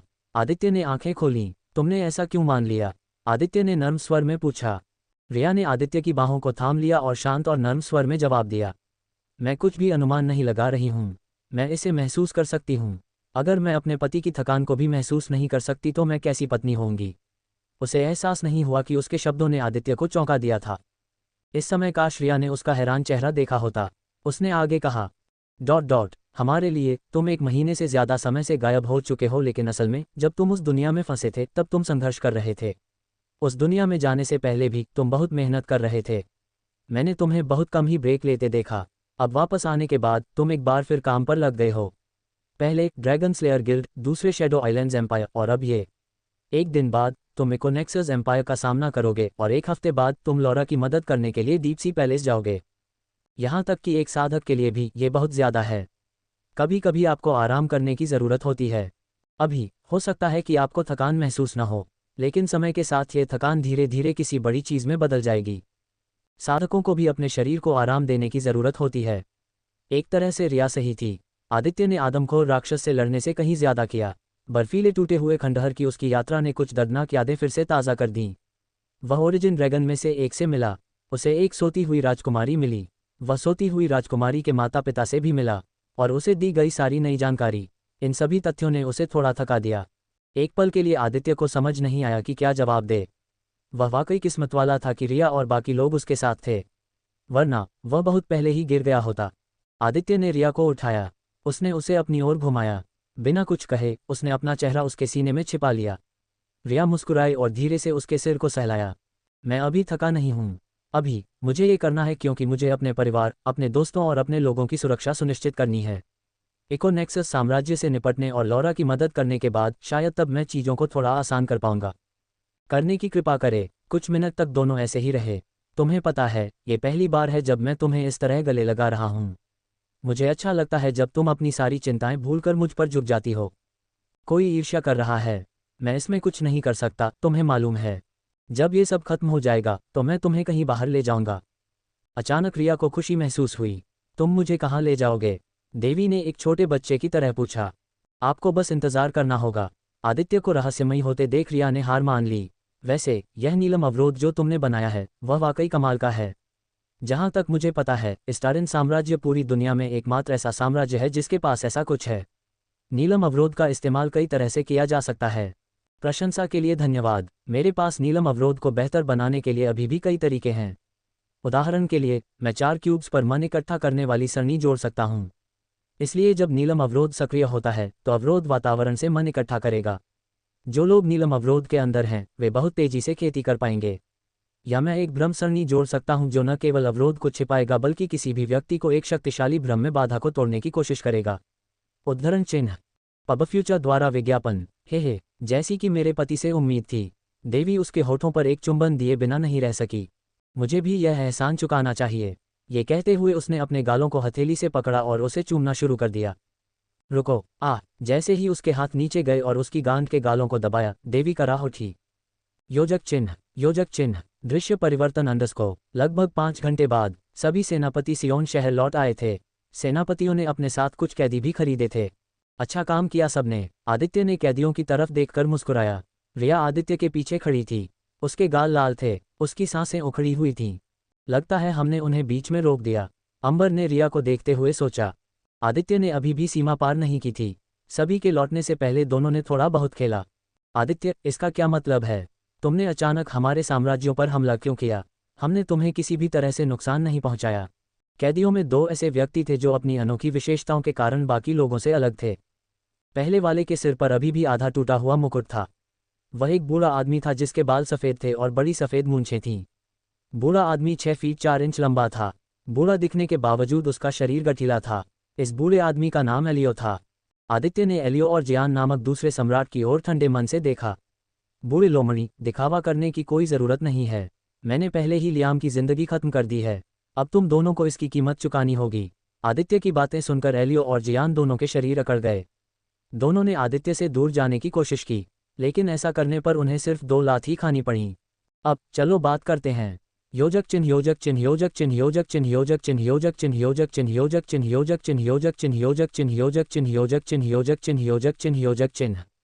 वास्तव में उन सभी को बहुत बहुत धन्यवाद जो बहुमूल्य गोल्डन टिकट के साथ समर्थन भेजते हैं। मुझे उम्मीद है कि हम इसे जारी रख सकते हैं। पब फ्यूचर द्वारा विज्ञापन प्रायोजित सामग्री। 6 दिन में पेट का लटकना दूर हो जाता है। यहाँ पढ़ें। 3 बार से निजीकरण करना चाहते हैं? इसे हर रात अभिषेक करें। संपर्क टॉस साइट मैप दान करें मेनू दिखाओ। उपन्यास ऑनलाइन पूरा पढ़ें। उपन्यास बिन। उपन्यास ड्रैगन मोनार्क सिस्टम अध्याय 325 2 सम्राटों का भाग्य भाग 1 जियान। गुणप्रिय पाठकों, अधिक अध्यायों के अनुवाद में हमारी टीम की सहायता के लिए यहाँ दान करें। URL ड्रैगन मोनार्क सिस्टम 325 2 सम्राटों का भाग्य भाग 1 Jian. Ads by pub future. सुबह के 4 बज रहे थे जब सियोन शहर के लोग सो रहे थे। उनके नए शासक ड्रैगन सम्राट और उनके साथी दूसरे पड़ोसी साम्राज्य को हराने में व्यस्त थे। आदित्य और 4 जनरलों द्वारा जायन शहर में मचाई गई अराजकता के बाद आखिरकार हालात शांत हो गए हैं। जायन शहर के लोगों को भरोसा दिलाया गया कि कोई भी उन पर हमला नहीं करने वाला है। इस आश्वासन ने उन्हें वह शांति दी जिसकी उन्हें सोने के लिए ज़रूरत थी। अन्यथा जायन शहर के लोग ये जानते हुए भी शांति से सो नहीं पाते कि वे एक अवरोध के भीतर फंस गए हैं और उनके लिए इस द्वीप से निकलने का कोई रास्ता नहीं है। एम्बर ने राजा लियाम जॉर्ज की मृत्यु की घोषणा की और सियोन शहर के लोगों को बताया कि यह पूरा शैडो आइलैंड साम्राज्य उनके नियंत्रण में है। सियोन शहर के लोगों और शैडो आइलैंड साम्राज्य के लोगों को एक नया सम्राट मिलने वाला था। उनका नया सम्राट कौन बनने वाला था या कौन सा साम्राज्य पिछले राजा लियाम जॉर्ज को उखाड़ फेंकने में कामयाब रहा था, इस बारे में किसी को कोई जानकारी नहीं थी। जब तक चीजें सामने नहीं आती, लोग केवल अटकलें ही लगा सकते थे। आदित्य के सामने आत्मसमर्पण करने वाले 8000 सैनिकों का उपयोग करके एम्बर पूरे शहर को स्थिर करने में सक्षम था। ए ने पहली दीवार की रक्षा के लिए 4000 सैनिक भेजे। पूरा शहर बंद कर दिया गया और किसी भी व्यक्ति को बाहर जाने या अंदर आने की अनुमति नहीं थी। जब रक्षात्मक गुंबद टूट गया तो लोग घबरा गए और इधर उधर भागने लगे। पूरा सियोन शहर अस्थायी रूप से अराजकता में डूब गया था। सैनिकों की मदद से अराजकता को शांत करने में एम्बर को कुछ घंटे लगे। सियोन शहर के रक्षात्मक गुंबद को अभी भी ठीक किया जाना बाकी है। रॉयल कैसल की ओर वापस अंडरस्को। सियोन शहर का रॉयल कैसल राजा लियाम जॉर्ज का घर हुआ करता था। सियोन शहर के लोग अपने जीवन का कम से कम एक दिन ऐसी भव्य जगह पर बिताने का सपना ही देख सकते थे। सियोन के लोगों के लिए लियाम जॉर्ज का रॉयल पैलेस अब तक देखी गई सबसे खूबसूरत इमारत है। लेकिन आदित्य की नज़र में रॉयल कैसल कुछ खास नहीं था। उसकी नज़र में रॉयल कैसल औसत दर्जे का था। ड्रैगन पैलेस में रहने वाले किसी व्यक्ति के लिए 100 रॉयल कैसल भी ड्रैगन पैलेस की खूबसूरती और कीमत की बराबरी नहीं कर सकते। चूंकि पूरा शैडो आइलैंड साम्राज्य अब स्टारिन साम्राज्य का एक क्षेत्र है, इसलिए सियोन शहर को अब राजधानी नहीं कहा जाएगा। आदित्य सियोन शहर और इस द्वीप का प्रभारी बनने के लिए एक सक्षम व्यक्ति को नियुक्त करने की योजना बना रहा था। पहले शैडो आइलैंड साम्राज्य की सारी शक्तियां एशिकोर द्वीप के भीतर केंद्रित थीं, लेकिन अब ये बदलने वाला था। एशिकोर द्वीप को अन्य 8 शैडो द्वीपों के समान दर्जा प्राप्त हुआ है, और जो भी एशिकोर द्वीप पर शासन करने का प्रभारी बनाया जाएगा वह राजा लियाम जॉर्ज के शाही महल का उपयोग करेगा। आदित्य शाही महल का उपयोग करने की योजना नहीं बना रहा था। उसकी नज़र में शाही महल किसी और की संपत्ति है। भले ही लियाम अब मर चुका है और आदित्य ने उसका साम्राज्य अपने हाथ में ले लिया है, लेकिन उसे किसी और की चीज़ का उपयोग करना अजीब लगा। आखिरकार राजा लियाम ने अपने जीवन के 141 जोड़ साल इस शाही महल में बिताए हैं। पब फ्यूचर द्वारा विज्ञापन। मैंने सोचा कि अगर पूरे रॉयल कैसल का आदित्य की पसंद के हिसाब से नवीनीकरण किया जाए तो बात अलग होगी, लेकिन जब आदित्य के पास हीरे हैं तो उसे कांस्य में क्या दिलचस्पी होगी। मैंने कभी नहीं सोचा था कि तुम ये सब सिर्फ एक रात में कर पाओगे। इससे पता चलता है कि शुरू से ही तुम्हारे पास हमें जब चाहो कुचलने की शक्ति थी। हम मूर्ख थे जो सोचते थे कि हम हमें हरा सकते हैं। शायद अगर पश्चिमी क्षेत्र के सभी सम्राट एक साथ आ जाते तो शायद पूरा नतीजा बदल सकता था। सांस। लगता है बुढ़ापे ने मेरी सोचने की क्षमता को कम कर दिया है। मुझे ये बात समझ लेनी चाहिए थी। जियान ने अफसोस में आह भरी। राजा एलियो के विपरीत, जिनकी आंखें भय से भरी थीं, जियान की आंखें शांत थीं। आदित्य को उसकी आंखों में पछतावा दिखाई दे रहा था, लेकिन मृत्यु का कोई डर नहीं था। जब आदित्य को पता चला कि पश्चिमी क्षेत्र की सभी 7 महाशक्तियां स्टारिन साम्राज्य, खासतौर पर दक्षिणी क्षेत्र के इलाकों पर निशाना साध रही हैं, तो उसने 7 महाशक्तियों में से 4 के बीच युद्ध शुरू करने के लिए कुछ चालें चलीं। अभी भी चारों साम्राज्य एक दूसरे से लड़ रहे हैं, बिना ये जाने कि इन सब के पीछे आदित्य ही है। बाकी 3 महाशक्तियां तटस्थ रहीं। आदित्य ने सोचा कि यह युद्ध पश्चिमी क्षेत्र की दक्षिणी क्षेत्र पर विजय पाने की महत्वाकांक्षा को समाप्त कर देगा। हालांकि वह गलत था। जब शेष 3 महाशक्तियों ने ड्रैगन स्लेयर गिल्ड को स्टारिन सम्राट के जीवन को समाप्त करने के लिए एक बड़ी राशि दी। किसी को उम्मीद नहीं थी कि आदित्य के बिना भी ड्रैगन स्लेयर गिल्ड को हराया जा सकेगा। जब उनकी योजना विफल हो गई तो तीनों सम्राट डरे नहीं या कुछ भी नहीं। उस समय उन्होंने यह नहीं सोचा था कि आदित्य बाद में पूरे ड्रैगन स्लेयर गिल्ड का सफाया कर देगा और ड्रैगन स्लेयर गिल्ड के बेस आइलैंड को डुबो देगा। जब उनकी योजना विफल हो गई तो तीनों सम्राट क्रोधित और निराश हो गए, क्योंकि उन्होंने इस काम के लिए ड्रैगन स्लेयर गिल्ड को नियुक्त करने में बहुत पैसा खर्च किया था। इसके अलावा उन्होंने जो जोखिम उठाया था उसका भी जिक्र नहीं किया। तीनों सम्राट मिले और अगले कुछ महीनों तक चुप रहने पर सहमत हुए, जब तक कि उन्हें कोई सही योजना नहीं मिल जाती। तीनों महाशक्तियों ने सोचा था कि ये सब गुप्त रखा जाएगा, लेकिन आज रात उन्हें पता चला कि आदित्य को उनकी छोटी सी योजना के बारे में पता था। इतना ही नहीं, वह बदला लेने के लिए रात के अंधेरे में आया था। अब कजिया साम्राज्य और निवेन साम्राज्य भी गिर चुके थे। एक ही रात में 3 महाशक्तियां स्टारिन साम्राज्य के हाथों में चली गईं। ये कुछ ऐसा है जो पहले कोई भी साम्राज्य हासिल नहीं कर पाया है। एक ही रात में 3 साम्राज्यों को खत्म करना एक ऐसी उपलब्धि है जो निश्चित रूप से 6 महाद्वीपों में सदमे की लहरें भेजेगी। जियान हापर एक बूढ़ा आदमी है जो लगभग 80 साल का दिखता है। जियान के लंबे सफ़ेद बाल थे जो उसकी कमर तक पहुंचते थे। सम्राट एलियो के विपरीत जियान दुबला पतला था, लेकिन राजा एलियो की तरह लंबा था। वह गोरा था, उसकी लंबी सफ़ेद दाढ़ी थी, वह सफ़ेद कपड़े पहनता था। जियान 149 साल का है। निवेन साम्राज्य का सम्राट एक शिखर द्वितीय श्रेणी साधक है, जो एक आश्चर्यजनक बात है। लेकिन स्पेंसर के अनुसार लगभग 100 साल पहले जियान को एक पीक 4 ऑर्डर साधक से जानलेवा चोट लगी थी। परिणामस्वरूप जियान की साधना सीधे पीक 3 ऑर्डर से पीक 2 ऑर्डर पर गिर गई। सम्राट ने अपने शरीर को ठीक करने के लिए अपनी शक्ति में सब कुछ करने की कोशिश की, लेकिन पीक 3 स्टार की गोली भी उसकी मदद करने में सक्षम नहीं थी। ये भी इस चोट की वजह से था कि जियान तेजी से बूढ़ा होने लगा। निवेन साम्राज्य के राजा, क्या आपको अपने किए पर पछतावा है? आदित्य ने पूछा। मुझे जीवन में बहुत कम पछतावा है, लेकिन कुल मिलाकर मैंने एक सुंदर जीवन जिया है। मैं भले ही एक अच्छा इंसान न रहा हूँ, लेकिन मुझे अपने किए पर कोई पछतावा नहीं है। स्टारिन राजा, अगर तुम चाहो तो मुझे मार सकते हो। मेरी एक आखिरी इच्छा है। क्या तुम मेरी बात सुनोगे? आदित्य समझ सकता है कि जियान इतना घमंडी है कि वह किसी के सामने अपना सिर नहीं झुका सकता। भले ही उसे पकड़ लिया गया हो, लेकिन राजा एलियो के विपरीत जियान पूरी तरह से शांत है और अपनी भावनाओं पर नियंत्रण रखता है। बूढ़े आदमी जियान में एक राजा की आभा थी, लेकिन वह अभी भी अपना सिर झुकाकर अपने दुश्मन से अनुरोध करने को तैयार था। इसका मतलब था कि जियान जो कुछ भी करने जा रहा था वह उसके गर्व और उसके सम्मान से भी अधिक मूल्यवान था। ओह, निवेन साम्राज्य के राजा, ये ड्रैगन सम्राट आपकी मरते समय की इच्छा सुनेगा। आदित्य को जियान जैसे व्यक्ति में दिलचस्पी थी।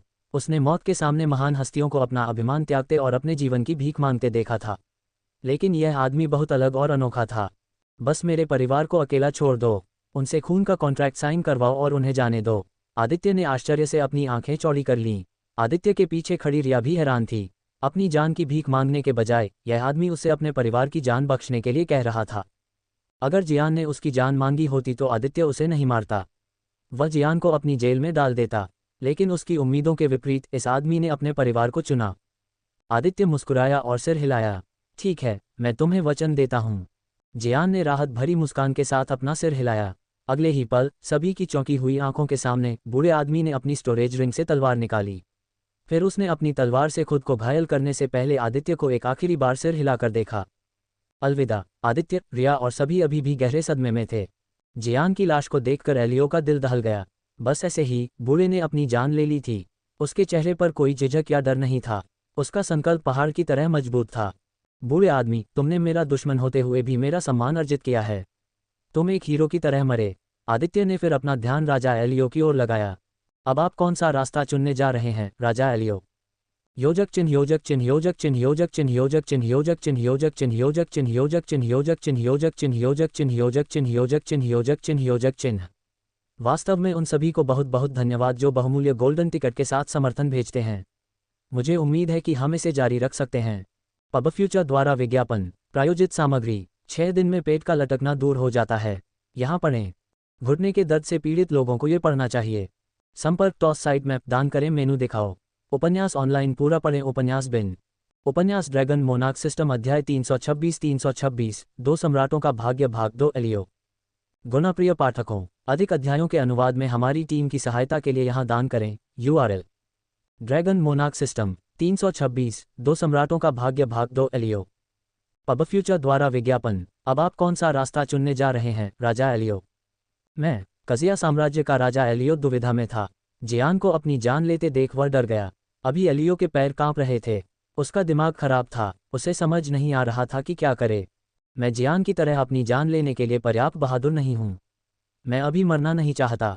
मैं अपना राज्य नहीं खोना चाहता।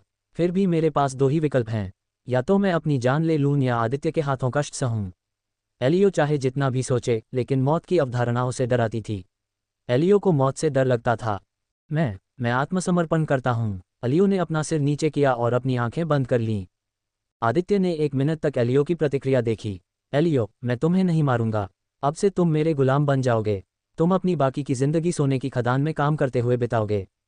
एलियो का एक हिस्सा इस बात से राहत महसूस कर रहा था कि आदित्य ने उसे तुरंत नहीं मारा। एलियो को इस दुनिया में किसी भी अन्य सजा से ज्यादा मौत का डर था। एलियो सम्राट से एक साधारण गुलाम बन गया था जो अपनी बाकी की जिंदगी खदानों में काम करने जा रहा था। हेनरी आगे बढ़ा और एलियो के गले में एक गुलाम का कॉलर डाल दिया। जब एलियो को पकड़ा गया तो उसकी खेती पहले ही अपंग हो चुकी थी। फिर हेनरी ने एलियो द्वारा पहनी गई स्टोरेज रिंग को निकाल लिया। ऐसा करते समय उसने जियान के मृत शरीर से स्टोरेज रिंग भी निकाल ली। हेनरी ने स्पेंसर को 2 स्टोरेज रिंग दिए। प्रधानमंत्री सम्राट की दोनों स्टोरेज रिंग में सारा सामान रखने जा रहे थे। कोई उसे ले जाए। 2 ड्रैगनियन जल्द ही एलियो को खींचकर ले गए। जहां तक उसके परिवार के साथ क्या होने वाला था, एलियो को इसकी परवाह नहीं थी। जियान के विपरीत, जो अपने परिवार से प्यार करता था, एलियो कभी भी अपने परिवार के इतने करीब नहीं था। आदित्य ने आदेश देने से पहले जियान के मृत शरीर पर नजर डाली। जियान के परिवार को लाओ।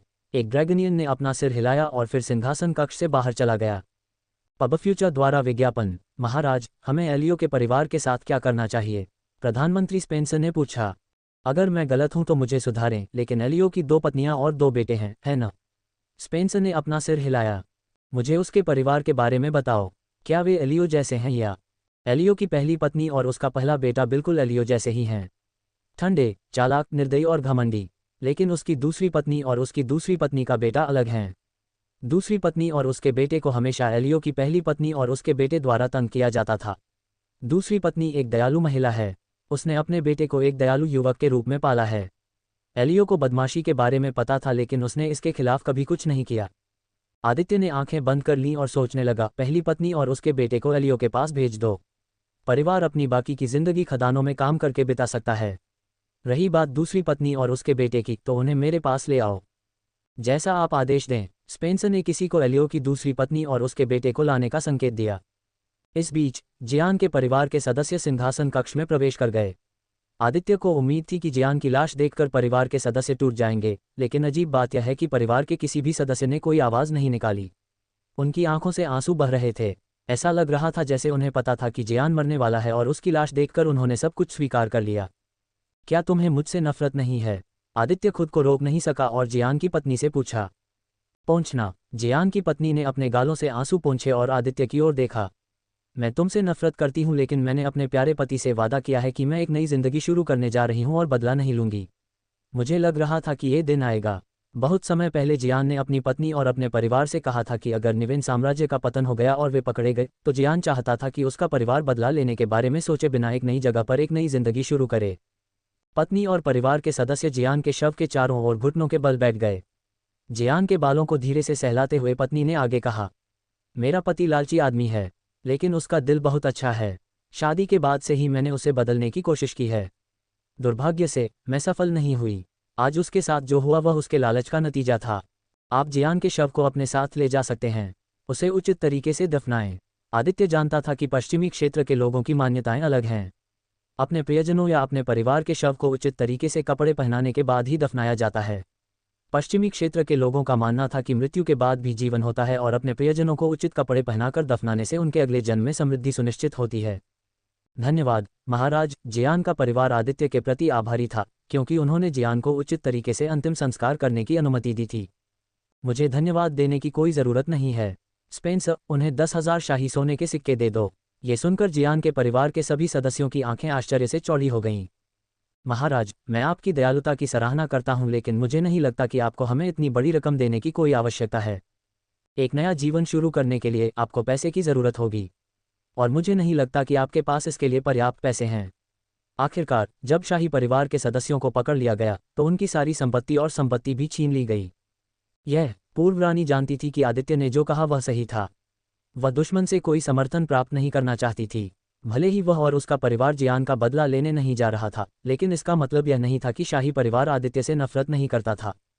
पूर्व रानी को अभी भी हिचकिचाते हुए देखकर आदित्य ने जल्दी से कहा, इन 10,000 शाही सोने के सिक्कों को मैं आपकी कुछ संपत्ति नकद में लौटा रहा हूं, ऐसा समझो। जियान की पत्नी ने उलझन भरी नज़र से अपना सिर हिलाया। उसे अभी भी अपने दुश्मन से पैसे लेना अपमानजनक लग रहा था, लेकिन वह जानती थी कि यह पैसा उन्हें एक नई जिंदगी शुरू करने में मदद करेगा। जियान के परिवार को जियान की लाश के साथ जाते देख आदित्य की सांस रुक गई। जैसे ही जियान का परिवार चला गया, एक खूबसूरत परिपक्व महिला और एक 19 साल का युवक अंदर आए। पब फ्यूचर द्वारा विज्ञापन। महिला के काले लंबे बाल और सुंदर चेहरा था। महिला पीक द्वितीय श्रेणी की साधक है, जबकि महिला के बगल में चलने वाला युवक मध्य द्वितीय श्रेणी का साधक है। वे एलियो की दूसरी पत्नी और एलियो के दूसरे बेटे थे। स्पेंसर द्वारा आदित्य को जो बताया गया है उसके अनुसार एलियो की दूसरी पत्नी का नाम नाइला थॉमसन है और उसके बगल में खड़े युवक का नाम आइजैक थॉमसन था। महाराज, नाइला और इसहाक दोनों एक घुटने पर बैठ गए और अपना सिर नीचे कर लिया। खड़े हो जाओ, मुझे कुछ महत्वपूर्ण बात करनी है जो मैं तुम दोनों से कहना चाहता हूँ। नाइला और इसहाक खड़े हुए और बोले, क्या तुम जानती हो कि मैंने तुम्हारे पति और कज़िया साम्राज्य के साथ क्या किया है? हाँ, नाइला और इसहाक ने देखा है कि एलियो को 2 गार्ड घसीट कर ले जा रहे हैं। ड्रैगनियन से नाइला को पता चला है कि सम्राट ने एलियो को गुलाम बना दिया है। वह अपनी बाकी की जिंदगी खदान में काम करने जा रहा था। मैं तुम दोनों के लिए सब कुछ सीधा और स्पष्ट रखूंगा। नाइला अभी भी इस बात को लेकर उलझन में थी कि उसे और उसके बेटे को सजा क्यों नहीं दी गई। ड्रैगन सम्राट के सामने खड़े होकर माँ और बेटा दोनों ही घबरा रहे थे। कज़िया साम्राज्य में 4 प्रमुख द्वीप हैं जिन पर पहले एलियो और 3 द्वीप का शासन था। मैं इन 4 द्वीपों को बिना गवर्नर के नहीं छोड़ सकता। जितनी जल्दी मुझे गवर्नर मिल जाएगा उतनी ही जल्दी चीज़ें सुधर जाएंगी। थोड़ी देर रुकने के बाद आदित्य ने अपना ध्यान एलियो के दूसरे बेटे की ओर लगाया। एलियो के विपरीत इसहाक दयालु और मेहनती था। आदित्य को इसहाक का चरित्र पसंद आया। इसहाक, क्या तुम्हें क्षेत्र पर शासन करने का कोई अनुभव है? आदित्य का सवाल सुनकर नाइला समझ गई कि सम्राट उनसे क्यों मिलना चाहता था। यह महसूस करते हुए नाइला अंदर से बहुत खुश और उत्साहित भी हुई। उसने अपने चेहरे पर इसे न दिखाने की पूरी कोशिश की। इसहाक ने अपना सिर हिलाया। हालांकि एलियो ने उसे और उसकी मां को नज़रअंदाज किया, लेकिन दूसरे राजकुमार के तौर पर उसे बहुत सी चीज़ें सिखाई गईं। इसहाक जानता है कि किसी इलाके पर कैसे राज करना है। अच्छा, इससे चीज़ें आसान हो जाएंगी। इसहाक, मैं तुम्हें एक मौका दूंगा। अब से तुम अब राजकुमार नहीं हो। इसहाक, तुम बर्सबेरी द्वीप के गवर्नर कैसे बन गए? इसहाक ने गहरी हैरानी में अपनी आंखें चौड़ी कर लीं। दूसरी ओर नाइला इस खबर को शांति से लेने में सक्षम थी, लेकिन अंदर से वह बहुत उत्साहित थी। इससे पहले नाइला को अपने बेटे के सम्राट बनने की कोई उम्मीद नहीं दिख रही थी, क्योंकि एलियो अपने पहले बेटे को प्राथमिकता दे रहा था और वह पहले राजकुमार को युवराज घोषित करने के बारे में भी सोच रहा था। बर्सबेरी द्वीप कज़िया साम्राज्य का राजधानी द्वीप है। अगर इसहाक राजकुमार नहीं भी होता तो भी अगर वह सहमत होता तो वह हिस्तारिन साम्राज्य का एक कुलीन बन जाता और बर्सबेरी द्वीप का गवर्नर बन जाता। योजक चिन्ह योजक चिन्ह योजक चिन्ह योजक चिन्ह योजक चिन्ह योजक चिन्ह योजक चिन्ह योजक चिन्ह योजक चिन्ह योजक चिन्ह योजक चिन्ह योजक चिन्ह योजक चिन्ह योजक चिन्ह योजक चिन्ह योजक चिन्ह। वास्तव में उन सभी को बहुत बहुत धन्यवाद। मेनू दिखाओ। उपन्यास ऑनलाइन पूरा पढ़ें। उपन्यास बिन। उपन्यास ड्रैगन मोनार्क सिस्टम अध्याय 327 शाही घोषणा आए। ड्रैगन मोनार्क सिस्टम 327 शाही घोषणा आए। पब फ्यूचर द्वारा विज्ञापन। इसहाक, मैं तुम्हें एक मौका दूंगा। अब से तुम अब राजकुमार नहीं हो। इसहाक, तुम बर्सबेरी द्वीप के गवर्नर कैसे बन गए? इसहाक ने गहरी हैरानी में अपनी आंखें चौड़ी कर लीं। दूसरी ओर नाइला इस खबर को शांति से लेने में सक्षम थी, लेकिन अंदर से वह बहुत उत्साहित थी। पहले नाइला को अपने बेटे के सम्राट बनने की कोई उम्मीद नहीं दिख रही थी, क्योंकि एलियो अपने पहले बेटे को पसंद करता था और पहले राजकुमार को युवराज घोषित करने के बारे में भी सोच रहा था। जब आदित्य ने कज़िया साम्राज्य पर हमला किया और शाही सदस्यों को ड्रैगनियन ने पकड़ लिया, तो नाइला ने सोचा कि वह और उसका बेटा गुलाम बन जाएंगे या इससे भी बदतर उन्हें मार दिया जाएगा। नाइला अपने मन में अपने बेटे की सुरक्षा के लिए हर उस भगवान से प्रार्थना कर रही थी जिसका नाम उसने अपने जीवन में सुना था। वह चाहती थी कि उसका बेटा फांसी पर लटकाए जाने के बजाय जिंदा रहे। जब ड्रैगनियन ने उसे बताया कि सम्राट उससे और उसके बेटे से मिलना चाहता है, तो नाइला घबरा गई। क्योंकि सम्राट के शब्द उनके भविष्य का फैसला करेंगे। नाइला ने कभी नहीं सोचा था कि सम्राट उसके बेटे को इतना बड़ा अवसर देगा, जबकि उसका बेटा इस्तारिन सम्राट के दुश्मन का बेटा है। बर्सबेरी द्वीप कज़िया साम्राज्य का राजधानी द्वीप है। अगर इसहाक सहमत होता तो भी अगर वह राजकुमार नहीं होता तो वह इस्तारिन साम्राज्य का कुलीन बन जाता और बर्सबेरी द्वीप का गवर्नर बन जाता। ये गुलाम बनने या मृत्युदंड पाने से 10 लाख गुना बेहतर था। आदित्य के पीछे खड़ी रिया ने नाइला और उसके बेटे इसहाक को देखा। देवी को राजनीति पसंद नहीं थी। जूलिया की तरह ही वह इस तरह की चीज़ों से दूर रहना पसंद करती थी। वह अभी भी यहाँ सिर्फ इसलिए थी क्योंकि वह आदित्य के साथ ज़्यादा समय बिताना चाहती थी। इसहाक को देखकर प्रकृति की देवी को लगा कि इसहाक के शरीर में कुछ गड़बड़ है। ऐसा लगता है कि उसे जहर दिया गया है और उसे इस बात का एहसास भी नहीं है। रिया ने मन ही मन सोचा। फिलहाल उसने इसहाक को जहर के बारे में और जानने के लिए कुछ समय तक देखने का फैसला किया, जबकि इसहाक अपने भाग्य का फैसला करता है। इसहाक सदमे से उबर गया। इसहाक ने तुरंत जवाब नहीं दिया। इसका कारण उसके दिल में व्याप्त भ्रम और झिझक थी। इसहाक जानता था कि वह कभी राजा नहीं बनने वाला। छोटी उम्र से ही वह इस तथ्य को अच्छी तरह समझता था। अब जब उसे एक नई जिंदगी शुरू करने का मौका मिल गया था तो आइजैक को यकीन नहीं था कि उसे आदित्य के प्रस्ताव को स्वीकार कर लेना चाहिए या नहीं। आदित्य के प्रस्ताव ने उसे वाकई लुभाया, लेकिन आइजैक को यकीन नहीं था कि वह किसी की सेवा करने के लिए तैयार है या नहीं। इसहाक ने अपना सिर दाहिनी ओर घुमाया और अपनी माँ की ओर देखा। युवक ने देखा कि उसकी माँ ने मुस्कुराते हुए अपना सिर हिलाया। ये सही है, मैं अकेला नहीं हूँ। मैं बस अपने बारे में नहीं सोच सकता। अब से मुझे अपनी माँ का ख्याल रखना होगा। वह मेरा एकमात्र बचा हुआ परिवार है। जहाँ तक एलियो और उसकी सौतेली माँ का सवाल है, इसहाक को वास्तव में परवाह नहीं थी कि उनके साथ क्या हुआ। महाराज, मुझे नहीं पता कि मुझे इतना बड़ा अवसर देने के लिए मैं आपका कैसे आभार व्यक्त करूं। आपने मुझे और मेरी माँ को एक नया जीवन शुरू करने का मौका दिया है। मैं आपका प्रस्ताव सहर्ष स्वीकार करता हूँ। हो सकता है कि मैं अन्य महानुभावों जितना अनुभवी न हूँ, लेकिन मैं उन लोगों में से हूँ जो इसे बहुत जल्दी सीख लेते हैं। मैं वादा करता हूँ कि भविष्य में मैं आपको निराश नहीं करूँगा। ये सुनकर आदित्य ने संतुष्ट भाव से अपना सिर हिलाया। नाइला को अपने बेटे पर गर्व था। पबफ्यूचर द्वारा विज्ञापन। बात में बोलने के लिए क्षमा करें, लेकिन ये बहुत महत्वपूर्ण बात है और आपके भविष्य से संबंधित है। रिया की आवाज़ सुनकर सभी उसकी ओर देखने लगे। इसहाक और नाइला दोनों ने रिया को देखा। इसहाक को यह स्वीकार करना पड़ा कि रिया सबसे खूबसूरत महिला है जिसे उसने अपने जीवन में कभी देखा है। पूर्व राजकुमार के रूप में इसहाक ने अपने 19 साल के जीवन में जितनी खूबसूरत महिलाओं से मुलाकात की है, उनकी गिनती करना मुश्किल है, लेकिन उनमें से कोई भी रिया के करीब नहीं आती। तुम्हें जहर दिया गया है। सिंहासन कक्ष में मौजूद सभी लोगों की आंखें चौड़ी हो गईं। नाइला ने सदमे में अपना मुंह ढक लिया। क्या मैं और जहर? इसहाक ने खुद की ओर इशारा करते हुए पूछा। रिया ने बस सिर हिलाया। मुझे नहीं पता कि तुम्हें कब जहर दिया गया था, लेकिन इस जहर ने तुम्हारी साधना की गति को धीमा कर दिया है। मुझे अभी भी यकीन नहीं है कि यह किस तरह का जहर है। इस जहर के बारे में ज़्यादा जानने के लिए रिया इसहाक का खून पीती है, लेकिन वह ऐसा करने में आलसी थी। अपनी शक्तियों का इस्तेमाल करके वह आसानी से उसके शरीर में मौजूद जहर को ठीक कर सकती है, चाहे वह किसी भी तरह का हो या उसकी शक्तियाँ कुछ भी हों। यह उस कुतिया का ही काम रहा होगा। नाइला के बाल उड़ने लगे क्योंकि उसने अपनी हत्या की मंशा जाहिर कर दी थी। उसका सारा गुस्सा एलियो की पहली पत्नी पर था। नाइला किसी शक्तिशाली परिवार से नहीं थी। पहली पत्नी के सामने नाइला की शक्तियाँ और अधिकार बहुत कम थे। सालों से उसने और उसके बेटे ने एलियो की पहली पत्नी से हर तरह की बदमाशी सहन की है। अब जब उसे पता चल गया है कि उसके बेटे को जहर दिया गया है, तो नाइला आखिरकार अपनी सीमा पर पहुंच गई थी।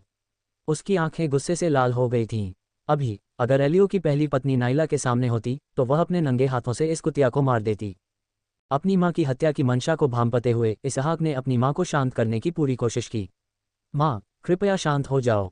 वे लोग अपनी बाकी की जिंदगी गुलामों की तरह बिताने वाले हैं। तुम सही हो। नाइला ने खुद को शांत करने के लिए गहरी सांस ली। महारानी, क्षमा करें, मैं वहां अपना संयम खो बैठा।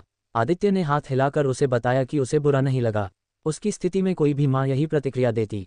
रिया, क्या तुम इसहाक की मदद कर सकती हो? आदित्य ने पूछा। रिया ने अपना सिर हिलाया। अगले ही पल उसने अपनी स्टोरेज रिंग से एक गहरे हरे रंग का सेब निकाला और उसे इसहाक की ओर फेंक दिया। पबफ्यूचर द्वारा विज्ञापन। इसहाक ने सेब को पकड़ा और रिया की ओर देखा और कुछ स्पष्टीकरण मांगा। यह कोई साधारण सेब नहीं है। ये 4 सितारा जादुई फल है। उपचार करने वाला सेब किसी भी 4 सितारा या उससे कम सितारा जहर को ठीक कर सकता है। रिया को उम्मीद थी कि इसहाक के शरीर में मौजूद जहर 5 सितारा जहर नहीं है। अगर यह 5 सितारा जहर होता तो यह उसके लिए बहुत परेशानी भरा होता। ये सुनकर कि यह 4 सितारा जादुई फल था, सिंहासन कक्ष में सभी लोग आश्चर्यचकित थे। किसी को ये जानना था कि जादुई फल अत्यंत दुर्लभ थे और उन्हें खोजना बहुत मुश्किल था। जादुई फलों की रक्षा ज़्यादातर शक्तिशाली जादुई जानवरों द्वारा की जाती है। यही कारण है कि जादुई फल इतने महंगे होते हैं, क्योंकि उन्हें प्राप्त करना बेहद मुश्किल होता है। जादुई फल प्राकृतिक गोलियों की तरह होते हैं। एक साधक के लिए जादुई फल अनमोल खजाने की तरह होते हैं। कई तरह के जादुई फल होते हैं जिनमें कई तरह के गुण होते हैं। महाराज, ये सचमुच बहुत मूल्यवान है। मुझे नहीं पता कि मैं इस मूल्यवान वस्तु के लिए आपका ऋण कैसे चुका पाऊंगा। धन्यवाद रिया को, मुझे नहीं और किसी भी तरह के पुनर्भुगतान की भी जरूरत नहीं है। धन्यवाद लेडी रिया। माँ और बेटे दोनों ने अपना आभार व्यक्त करने के लिए रिया को झुककर प्रणाम किया। ये ठीक है, रिया के लिए यह कोई बड़ी बात नहीं थी। प्रकृति की देवी होने के नाते रिया के पास कई तरह के जादुई फल थे। आमतौर पर 4 सितारा जादुई फल को बढ़ने में 1000 साल तक का समय लगता है, लेकिन अपनी शक्तियों से वह जादुई फल के विकास को तेज कर सकती है। उसने जो फल इसहाक को दिया है वह उन जादुई फलों में से एक था जो उसे जंगल में मिले थे। इसहाक ने गहरे हरे रंग का सेब अपनी स्टोरेज रिंग में रख दिया। वह घर लौटने पर जादुई फल खाने की योजना बना रहा था। ठीक है, अब दूसरों से बात करने का समय आ गया है। शैडो आइलैंड्स एम्पायर के भूतपूर्व ड्यूक आगे बढ़ रहे हैं। ये सुनकर इसहाक और नाइला पीछे हट गए, जबकि 8 आकृतियां आगे बढ़ गईं। ये 8 आकृतियां 8 ड्यूक थीं जो पहले राजा लियाम की सेवा करती थीं। अब वे आदित्य की सेवा करने के लिए सहमत हो गए हैं।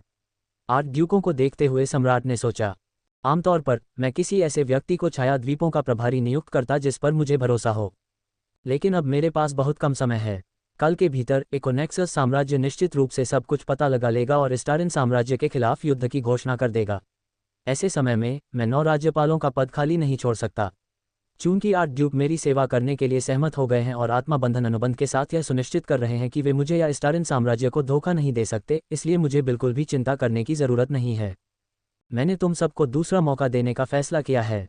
मुझे निराश मत करो, वरना तुम इसके परिणामों को झेल नहीं पाओगे। आदित्य ने अपनी हत्या की मंशा को थोड़ा कम करते हुए कहा। ड्रैगन सम्राट की हत्या की मंशा का सामना करने से सभी 8 ड्यूक कांप उठे। यहाँ तक कि उसकी हत्या की छोटी सी मंशा भी उनके लिए बहुत बड़ी थी। आखिरकार सम्राट ने लाखों प्राणियों का वध किया था। उसकी हत्या की मंशा बहुत शक्तिशाली थी। हम नहीं करेंगे मेरे राजा, आप इतने दयालु थे कि आपने मुझे छोड़ दिया और मुझे दूसरा मौका भी दिया। मैं वादा करता हूं कि मैं आपको निराश नहीं करूंगा, थॉमस ने उत्तर दिया, जो पहले द एन्चांटेड होल्म पर शासन करता था। आदित्य ने थॉमस को मुख्य रूप से अपनी बेटी की वजह से छोड़ा था। हम आपको निराश नहीं करेंगे, ये हमारा वादा है, सभी 7 ड्यूक्स ने एक साथ कहा। ठीक है, शुरू करने से पहले मैं एक व्यक्ति से मिलना चाहता हूँ। महाराज, कृपया मुझे उस व्यक्ति का नाम बताइए, स्पेंसर ने पूछा। मुझे लगता है उसका नाम लियोन था। वह कैप्टन रैंक का सैनिक था। जाओ और लियोन को लेकर आओ। स्पेंसर के आदेश का पालन करते हुए एक ड्रैगनियन बाहर गया। कुछ मिनट बाद गार्ड लियोन के साथ वापस आया। लियोन अंदर आया। उसकी नज़र आदित्य पर पड़ी, जो कुर्सी पर बैठा हुआ उसे देख रहा था। आदित्य को देखकर लियोन को यह याद आया कि उसने कितनी जल्दी 3 नौसिखिए 5वें क्रम के जनरलों की जिंदगी खत्म कर दी थी। सम्राट का अभिवादन करने के बाद लियोन ये सोचकर खड़ा हो गया कि उसे यहाँ क्यों बुलाया गया है। एम्बर ने सियोन शहर पर कब्जा करने के बाद उसे 8000 सैनिकों को संगठित करने का आदेश दिया, जिन्होंने भी आत्मसमर्पण कर दिया था और शहर के भीतर अराजकता को शांत किया। लियोन, मैं तुम्हें सियोन शहर और एशिकोर द्वीप का गवर्नर बनाना चाहता हूँ। बस तुम्हें पता है, मैं तुम्हें ये पद लेने के लिए दबाव नहीं डाल रहा हूँ। मैं तुम्हें ये पद दे रहा हूँ। अगर तुम्हें लगता है कि तुम इस भूमिका के लिए उपयुक्त नहीं हो तो तुम मेरे प्रस्ताव को अस्वीकार करने के लिए स्वतंत्र हो। आदित्य के शब्दों को सुनकर इसहाक, नाइला, थॉमस और अन्य पकड़े गए रईस चौंक गए। उन्होंने नहीं सोचा था कि सम्राट एक साधारण कप्तान को इतना बड़ा अवसर देगा। लियोन ने आदित्य की बातें जितनी सुनी, उसकी आंखें उतनी ही चौड़ी होती गईं। अंत में उसका मुंह खुला का खुला रह गया। लियोन को यकीन ही नहीं हुआ, सम्राट खुद उसे इतना बड़ा अवसर दे रहे थे। लियोन एक गरीब परिवार से था। किसी भी अन्य सैनिक की तरह वह भी स्थिर आय के लिए सैनिक बन गया। अपनी प्रतिभा और कड़ी मेहनत के कारण लियोन को गार्ड के कप्तान के रूप में पदोन्नत किया गया। स्टारिन साम्राज्य के कब्जे के बाद लियोन ने सोचा कि सेना में उसका पद गिरने वाला है, लेकिन वह अभी भी संतुष्ट था, क्योंकि उसने सुना था कि स्टारिन साम्राज्य अपने सैनिकों के साथ कितना अच्छा व्यवहार करता है। स्टारिन साम्राज्य में सैनिक बनना गर्व का प्रतीक माना जाता है। इसके अलावा स्टारिन सैनिक और उसके परिवार को मिलने वाले अनगिनत लाभ भी बताए जाते हैं। ये प्रस्ताव वाकई लुभावना है। अगर मैं इसे स्वीकार कर लूँ तो मेरे पूरे परिवार की हालत रातों रात बदल जाएगी। मुझे अपने जीवन में फिर कभी पैसों की चिंता नहीं करनी पड़ेगी। मेरा परिवार एक शानदार जीवन जी सकता है। लेकिन सम्राट से ऐसा दयालु प्रस्ताव पाकर लियोन वाकई बहुत खुश था, लेकिन उसे लगा कि वह इसके लायक नहीं है। लिखने और पढ़ने में सक्षम होने के अलावा मुझे शासन करने या शासन करने के बारे में कुछ भी नहीं पता है। मैं केवल महामहिम को निराश करूंगा। लियोन इतने अमीर नहीं थे कि वे स्कूल जा सकें। लियोन ने कैप्टन बनने के बाद ही पढ़ना और लिखना सीखा। महाराज, यह विनम्र सेवक इतना बड़ा पद स्वीकार करने के योग्य नहीं है। लियोन का उत्तर सुनकर सभी आश्चर्यचकित हो गए। लेकिन आदित्य मुस्कुराया। तुम ऐसा क्यों सोचते हो कि तुम इसके लायक नहीं हो?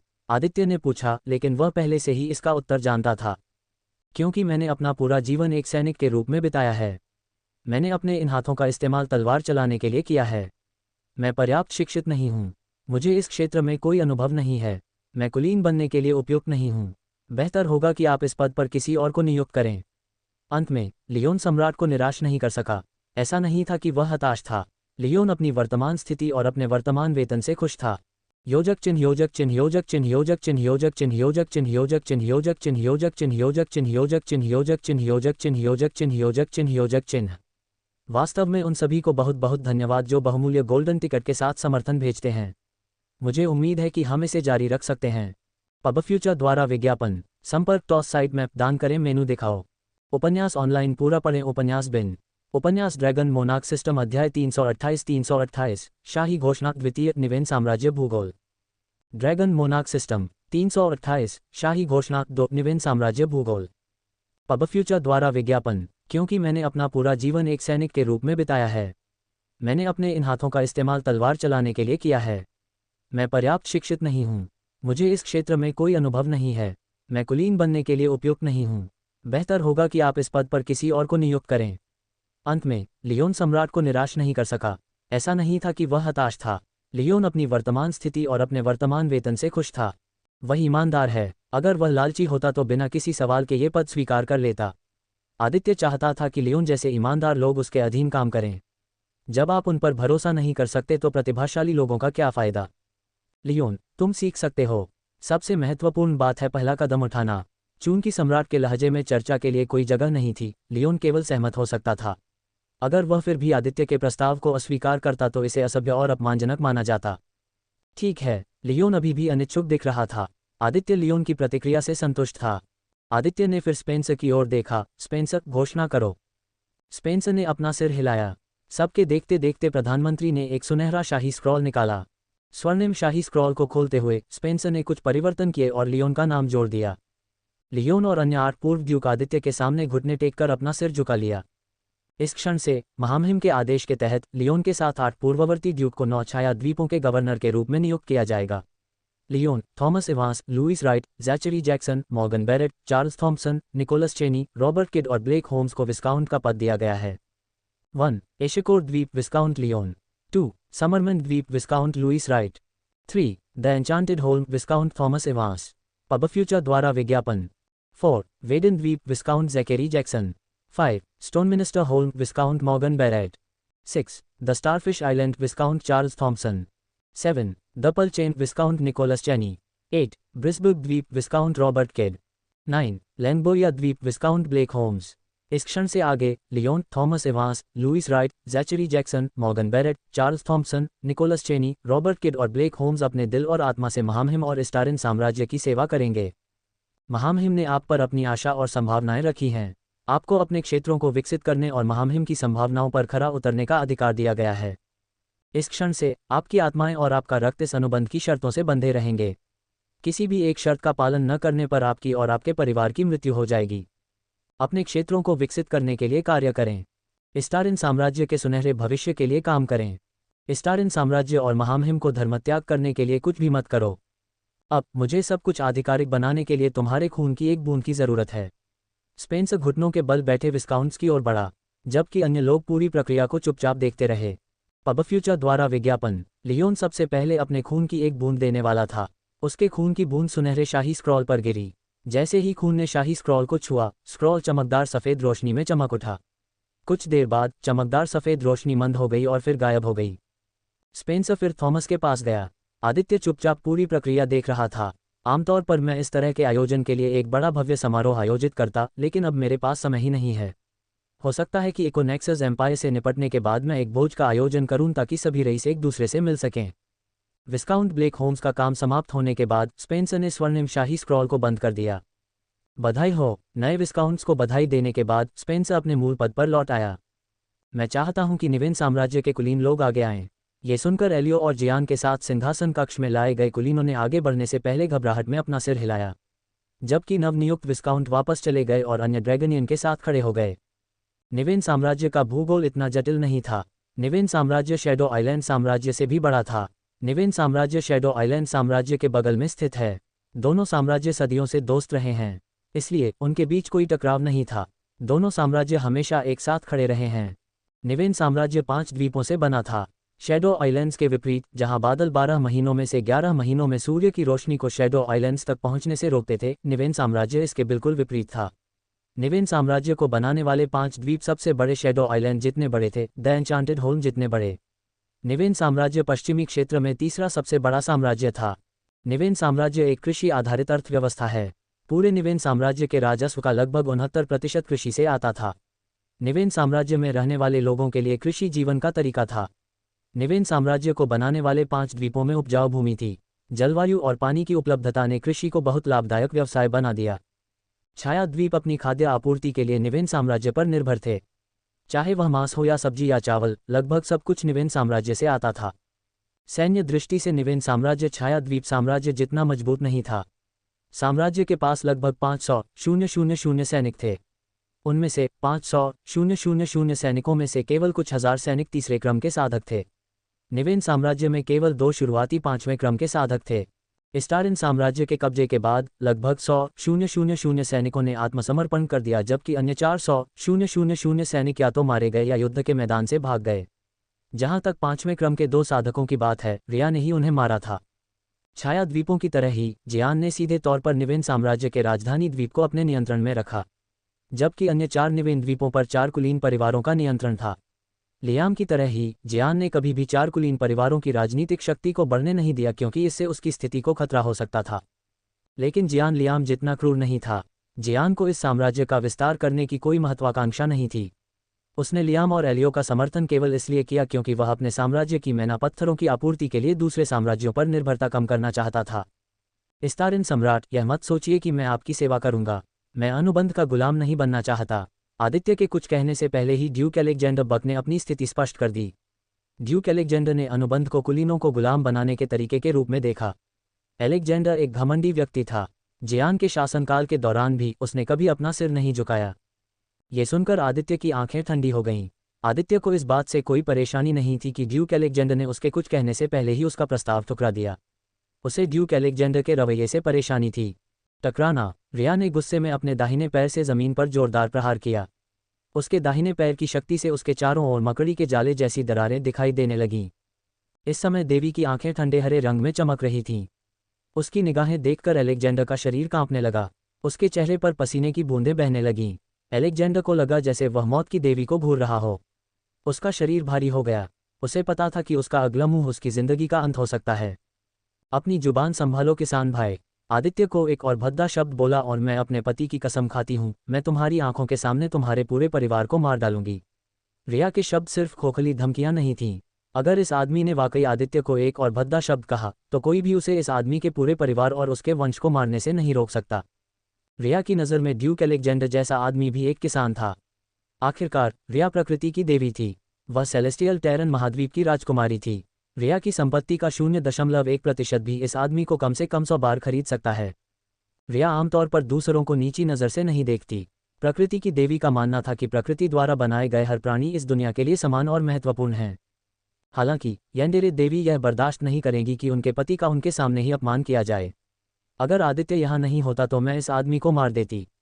रिया ने गुस्से में अपनी मुट्ठियां कस लीं। उसे लगा कि उसका खून खौल रहा है। दयालु और कृपालु देवी को कोई अपराध बोध या पछतावा नहीं होगा अगर वह इस आदमी के पूरे परिवार को अभी मार डालें। रिया की बातें सुनकर न केवल अलेक्जेंडर बल्कि निवेन साम्राज्य के अन्य 3 भूतपूर्व कुलीन भी डर के मारे रिया को देखते हुए पीछे हट गए। वे डरे हुए थे। उसके चेहरे को देखकर कौन जानता है कि यह महिला कब उनकी जान ले ले। आखिरकार वह एक शुरुआती 5वें क्रम की साधक थी। आदित्य, मुझे इस आदमी को मार डालने दो। रिया ने दांत पीसते हुए अलेक्जेंडर की तरफ ऐसे देखा जैसे वह अपने शिकार को देख रही हो। ये देखकर अलेक्जेंडर डर के मारे कुछ कदम पीछे हट गया। जनरलों, स्पेंसर, ड्रैगनियन और विस्काउंट्स ने भौहें सिकुड़ी और अलेक्जेंडर को ठंडी निगाहों से देखा। अपने सुंदर हाथों को गंदा करने की कोई जरूरत नहीं है। आदित्य ने एक और कुर्सी निकाली और उसे अपने पास रख लिया। बैठ जाओ, आज्ञाकारी बच्चे की तरह देवी तुरंत शांत होकर बैठ गईं। फिर आदित्य ने उनका दाहिना हाथ पकड़ लिया, जिससे देवी खुशी से मुस्कुराने लगीं। ये देखकर दूसरे लोग अवाक रह गए।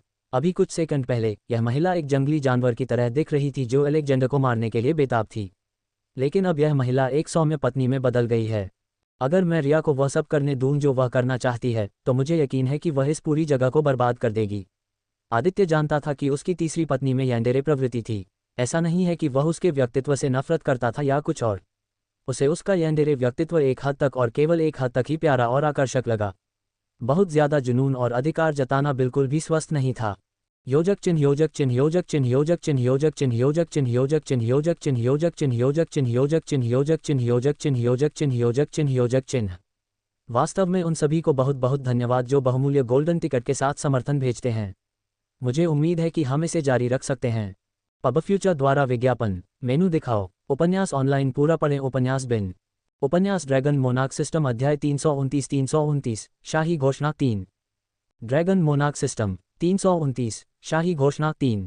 पब फ्यूचर द्वारा विज्ञापन। यह अध्याय संपादित किया गया है।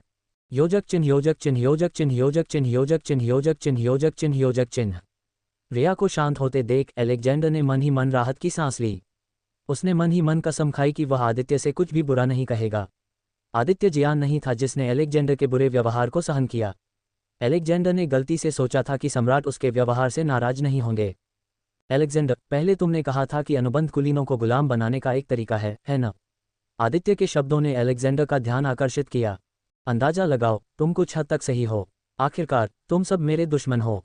आमतौर पर मैं तुम सबको जेल में डाल देता या तुम्हारी जिंदगी खत्म कर देता। अनुबंध ये सुनिश्चित करने के लिए है कि कोई भी रईस स्टारिन साम्राज्य को धोखा न दे सके। अनुबंध किसी भी तरह से तुम्हें गुलाम नहीं बनाता। किसी को भी अनुबंध में लिखी 3 शर्तों का पालन करना है। आदित्य ने ये शब्द सभी को, जिसमें नवनियुक्त गवर्नर भी शामिल थे, ये बताने के लिए कहे कि आदित्य किसी भी तरह से उन्हें नियंत्रित करने की कोशिश नहीं कर रहा था। अलेक्जेंडर के अलावा क्या कोई और है जो उसका अनुसरण करना चाहता है? पूरी जगह सन्नाटा छा गया। अगर वे आदित्य के प्रस्ताव को अस्वीकार कर देते तो वे मूर्ख होते। यहाँ तक कि अलेक्जेंडर को भी आदित्य के प्रस्ताव को अस्वीकार करने का पछतावा होने लगा था। अच्छा अलेक्जेंडर, चूंकि तुम मेरी सेवा नहीं करना चाहते, इसलिए स्पेंसर को अपने भविष्य के बारे में बताने दो। उस पर अलेक्जेंडर ने कहा कि उसका काम खत्म हो गया है। उसके होंठ बोलने के लिए कांप रहे थे, लेकिन उसके मुंह से कोई शब्द नहीं निकला। स्पेंसर ने ठंडे स्वर में अलेक्जेंडर की ओर देखा। तुम्हारी खेती को नुकसान पहुंचाया जाएगा। तुम्हारा और तुम्हारे परिवार का सारा सामान जब्त कर लिया जाएगा। और अंत में तुम्हें और तुम्हारे परिवार को स्टारिन साम्राज्य में कदम रखने पर प्रतिबंध लगा दिया जाएगा। आदित्य ने फिर स्पेंसर की ओर देखा और अपना सिर हिलाया। कृपया मेरे साथ ऐसा मत करो। अलेक्जेंडर घुटनों के बल गिर गया और आदित्य को डांटने लगा। हालांकि आदित्य ने अलेक्जेंडर की तरफ बिल्कुल भी नहीं देखा। उसने उस आदमी को पूरी तरह से नज़रअंदाज कर दिया। अलेक्जेंडर ने यह भाग्य अपने हाथों से खरीदा है। अगर वह आदित्य के साथ असभ्य नहीं होता, तो आदित्य अलेक्जेंडर को स्टारिन साम्राज्य के बाहर अपना परिवार शुरू करने का एक नया मौका देता। लेकिन अब आदित्य को इस बात की परवाह नहीं थी कि उसके साथ क्या हुआ। स्पेंसर ने जोश की ओर देखा और कहा, करो। जोश आगे बढ़ा। इससे पहले कि अलेक्जेंडर कुछ प्रतिक्रिया कर पाता, एक जोरदार मुक्का उसके दिल पर लगा। टकराना। अहह। पब फ्यूचर द्वारा विज्ञापन। खांसी। अलेक्जेंडर अपने घुटनों पर गिर गया और उसके मुंह से खून निकल आया। फिर उसने आदित्य की ओर देखा और बेहोश हो गया।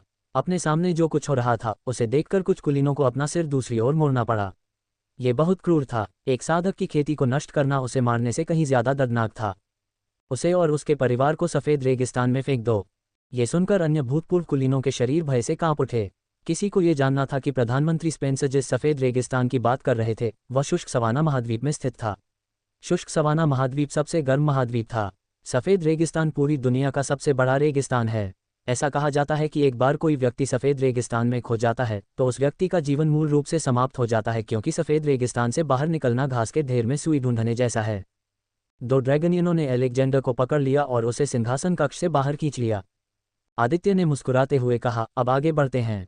उसने ऐसा दिखावा किया जैसे सिकंदर का अस्तित्व ही नहीं है। केनी नॉमन, जोसेफ एंड्रूज और यास्मीन पाकर, मैं आप तीनों को दूसरा मौका देने को तैयार हूँ। अगर आप मेरी सेवा नहीं करना चाहते तो कोई बात नहीं, आप मेरे प्रस्ताव को अस्वीकार कर सकते हैं। मैं कसम खाता हूं कि मैं आपको कोई नुकसान नहीं पहुंचाऊंगा। केनी नॉमन, जोसेफ एंड्रूज और यास्मीन पाकर ने एक दूसरे को देखा और सिर हिलाया।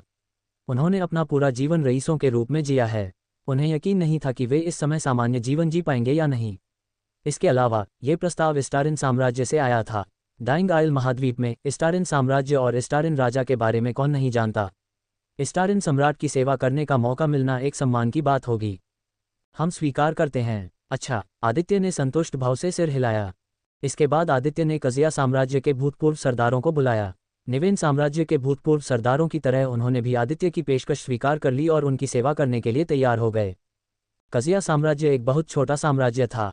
साम्राज्य 4 द्वीपों से बना था। कजिया साम्राज्य को एक साम्राज्य के रूप में विकसित होने में जो मदद मिली वह थी इसके प्राकृतिक संसाधन। कजिया साम्राज्य के 4 द्वीपों में कुल 9 सोने की खदानें थीं। आदित्य ने जिन 3 साम्राज्यों पर विजय प्राप्त की उनमें से कजिया साम्राज्य सबसे अमीर साम्राज्य था, मुख्य रूप से 9 सोने की खदानों की वजह से। अमीर होने का मतलब था कि कजिया साम्राज्य के पास एक मजबूत सेना भी थी। 4 द्वीपों में 800,000 सैनिक थे। 800,000 सैनिकों में से 300,000 सैनिकों ने आत्मसमर्पण कर दिया। बाकी या तो मारे गए या भागने में कामयाब हो गए। द्वीपों की रक्षा के लिए 300,000 सैनिक पर्याप्त से ज्यादा थे। अगर आदित्य ने 10,000 सैनिकों को भी ड्रैगनियन में बदल दिया तो ये 10,000 ड्रैगनियन 300,000 की सेना का सामना करने और जीतने में सक्षम होंगे। लान द्वीप और किंगफिशर द्वीप अभी भी बिना गवर्नर के रह गए हैं। स्पेंसर, क्या आपके पास कोई योग्य और भरोसेमंद व्यक्ति है जो इन दोनों द्वीपों पर शासन करने की भूमिका निभा सके? आदित्य ने अपने प्रधानमंत्री से पूछा। स्पेंसर ने मुस्कुराते हुए जवाब दिया, महाराज, वास्तव में ऐसे कई व्यक्ति हैं जो इस भूमिका को निभाने के लिए पर्याप्त रूप से सक्षम हैं। पहला व्यक्ति एक ड्रैगनियन है। उसका नाम मेसन लिन है। ओह, मुझे उसके बारे में और बताओ। आदित्य की दिलचस्पी बढ़ गई। अगर स्पेंसर इस ड्रैगनियन की तारीफ कर रहा था तो ये ड्रैगनियन कोई असाधारण व्यक्ति होगा या ऐसा व्यक्ति होगा जिसने कुछ असाधारण काम किया होगा। मेसन लिन पहले 100 ड्रैगनियन में से एक है। मेसन प्रबंधन में प्रतिभाशाली है। स्टारिन मिलिट्री में शामिल होने से पहले मेसन ने उच्च स्तरीय शिक्षा प्राप्त की। वह अक्सर कौशल के साथ मेरी मदद करता है। प्रबंधन के अलावा मेसन प्रतिभाशाली, मेहनती और एक अच्छा व्यक्तित्व वाला है। मेसन मेहनती है। वह अपना अधिकांश खाली समय साधना में बिताता है। वह अब शुरुआती 4वें क्रम पर पहुंच गया है। ठीक है, मुझे दूसरे व्यक्ति के बारे में बताओ। आदित्य ने अपना सिर हिलाया और स्पेंसर से दूसरे व्यक्ति के बारे में पूछा। पबफ्यूचर द्वारा विज्ञापन। दूसरा व्यक्ति जिसकी मैं अनुशंसा करना चाहूंगा वह है लुकास ब्रूक्स। महामहिम लुकास ब्रूक्स ड्यूक ज़ेन के चचेरे भाई हैं। ये सुनकर आदित्य को आश्चर्य नहीं हुआ, बल्कि स्पेंसर से पूछते समय उसे भी लुकास ब्रूक्स का ख्याल आया। पिछले ड्यूक ईस्टगार्ड ने स्टारिन साम्राज्य को धोखा दिया था। ड्यूक ईस्टगार्ड के कमांडर ज़ेन ने आदित्य की मदद की। आदित्य ने बाद में ज़ेन को ड्यूक नियुक्त किया। ज़ेन ने ईस्टगार्ड की बेटी कैया से भी शादी की क्योंकि वे दोनों एक दूसरे से प्यार करते थे। ज़ेन के चचेरे भाई स्टारिन मिलिट्री में शामिल होने का फैसला करने से पहले कुछ समय के लिए ज़ेन के अधीन काम करते थे। जब लुकास सेना में शामिल हुआ तो वॉटसन ने आदित्य को इस बारे में बताया था। वॉटसन ने वरिष्ठ अधिकारियों से लुकास पर कड़ी नज़र रखने को कहा था। आदित्य ने सोचा था कि ज़ेन अपनी शक्तियों का इस्तेमाल लुकास को सेना में बढ़ावा देने के लिए करेगा, लेकिन ऐसा कुछ नहीं हुआ। इसके बजाय लुकास ने कभी किसी को यह भी नहीं बताया कि वह ड्यूक ज़ेन का चचेरा भाई है। 1 महीने के भीतर लुकास ने खुद को साबित कर दिया कि उसके पास सर्वश्रेष्ठ में से एक बनने की क्षमता है। उसे जो भी मिशन दिया गया वह उसे समय पर और पूरी तरह से पूरा करने में सक्षम था। कुछ ही महीनों में लुकास सर्वश्रेष्ठ स्टारिन सैनिकों में से एक बन गया। इतना ही नहीं, लुकास कैप्टन के पद तक पहुंचने वाला सबसे तेज सैनिक भी बन गया। इस वजह से आदित्य ने लुकास को भी ड्रैगनियन में बदल दिया था। स्पेंसर, मुझे बताओ कि तुम लुकास की सिफारिश क्यों कर रहे हो? आदित्य ने जानना चाहा। यहाँ तक कि वॉटसन ने भी आदित्य के सामने कई बार लुकास की तारीफ की थी। महाराज, मुझे लगता है कि जनरल हेनरी को लुकास के चरित्र के बारे में बोलना चाहिए। लुकास हेनरी के डिवीजन में शामिल हो गया। वास्तव में लुकास हेनरी के डिवीजन में सबसे अच्छे सैनिकों में से एक था। इसलिए यह उचित होगा कि स्पेंसर के बजाय हेनरी बोलें। सबका ध्यान हेनरी पर था। स्टारिन साम्राज्य का ठंडा, निर्दयी जनरल हमेशा एक ठंडा भाव रखता था जो दूसरों को उससे दूर रखता था। हेनरी ज्यादातर समय चुप रहता था, लेकिन जब वह अपना मुंह खोलता था तो दूसरे हमेशा उसकी बात सुनते थे। महाराज, लुकास सबसे अच्छा सैनिक है जिसे मैंने कभी प्रशिक्षित किया है। लुकास मुझसे कहीं ज्यादा होशियार है। वह बुद्धिमान है। वह जानता है कि कैसे नेतृत्व करना है और कैसे आदेश देना है। वह एक मेहनती युवक है। वह आसानी से अपने लक्ष्य से विचलित होने वाला व्यक्ति नहीं है। लुकास ने ड्यूक ज़ेन के अधीन भी काम किया है, इसलिए उसे शासन करने का अनुभव है। मुझे लगता है कि लुकास इस काम के लिए बिल्कुल सही है। और इस तरह एक और घोषणा की गई। ठीक है, उन्हें यहाँ ले आओ। आदित्य को लुकास और मेसन के कुलीन बनने से कोई परेशानी नहीं थी। 5 मिनट के भीतर ही दोनों सांवले मांसल पुरुष आदित्य के सामने घुटने टेक रहे थे। खड़े हो जाओ। जैसे ही वे दोनों खड़े हुए उन्होंने अपनी छाती ऊंची कर ली। दोनों ड्रैगनियनों की आभा सामान्य साधकों से अलग थी। उनकी आभा बहुत ज्यादा भयंकर थी। एक नज़र से ही लोग बता सकते थे कि वे साधारण सैनिक नहीं हैं। उनकी आंखें ड्रैगन सम्राट के प्रति सम्मान और असीम प्रशंसा से भरी हुई थीं। आदित्य को लगा कि अगर वह उन्हें अपनी जान लेने का आदेश दे तो वे ऐसा करने में संकोच नहीं करेंगे। लुकास और मेसन, मैं चाहता हूं कि तुम दलान आइलैंड और किंगफिशर आइलैंड के गवर्नर बन जाओ। तुम क्या सोचते हो? आदित्य ने पूछा। अगर वे दोनों मना कर देते तो आदित्य उन्हें वापस भेज देता। ये हमारे लिए सम्मान की बात होगी। अच्छा, आदित्य ने स्पेंसर की ओर देखा और सिर हिलाया। स्पेंसर समझ गया कि उसे क्या करना है, और इस प्रकार एक और घोषणा की गई। इस क्षण से महामहिम के आदेश के तहत कैप्टन लुकास और मेसन के साथ साथ पूर्ववर्ती ड्यूक को 9 द्वीपों के गवर्नर के रूप में नियुक्त किया जाएगा। लुकास ब्रूक्स, मेसन लिन, केनी Norman, Joseph Andrews, Yasmin Parker, Isaac Thomson, Aiden Clark, Damon Chavez और थॉमस वालेस को विस्काउंट का पद दिया गया है। बर्सबेरी द्वीप, आइजैक थॉमसन। सुना Tropic, Aiden Clark. White Tiger Haven, Damon Chavez. Green Island, Thomas Wallace. गुलाबी कछुआ द्वीप, Kenny Norman. Gorgons Reef, Joseph Andrews. Sweetfish द्वीप, यास्मीन पाकर। लान आइलैंड, मेसन लिन।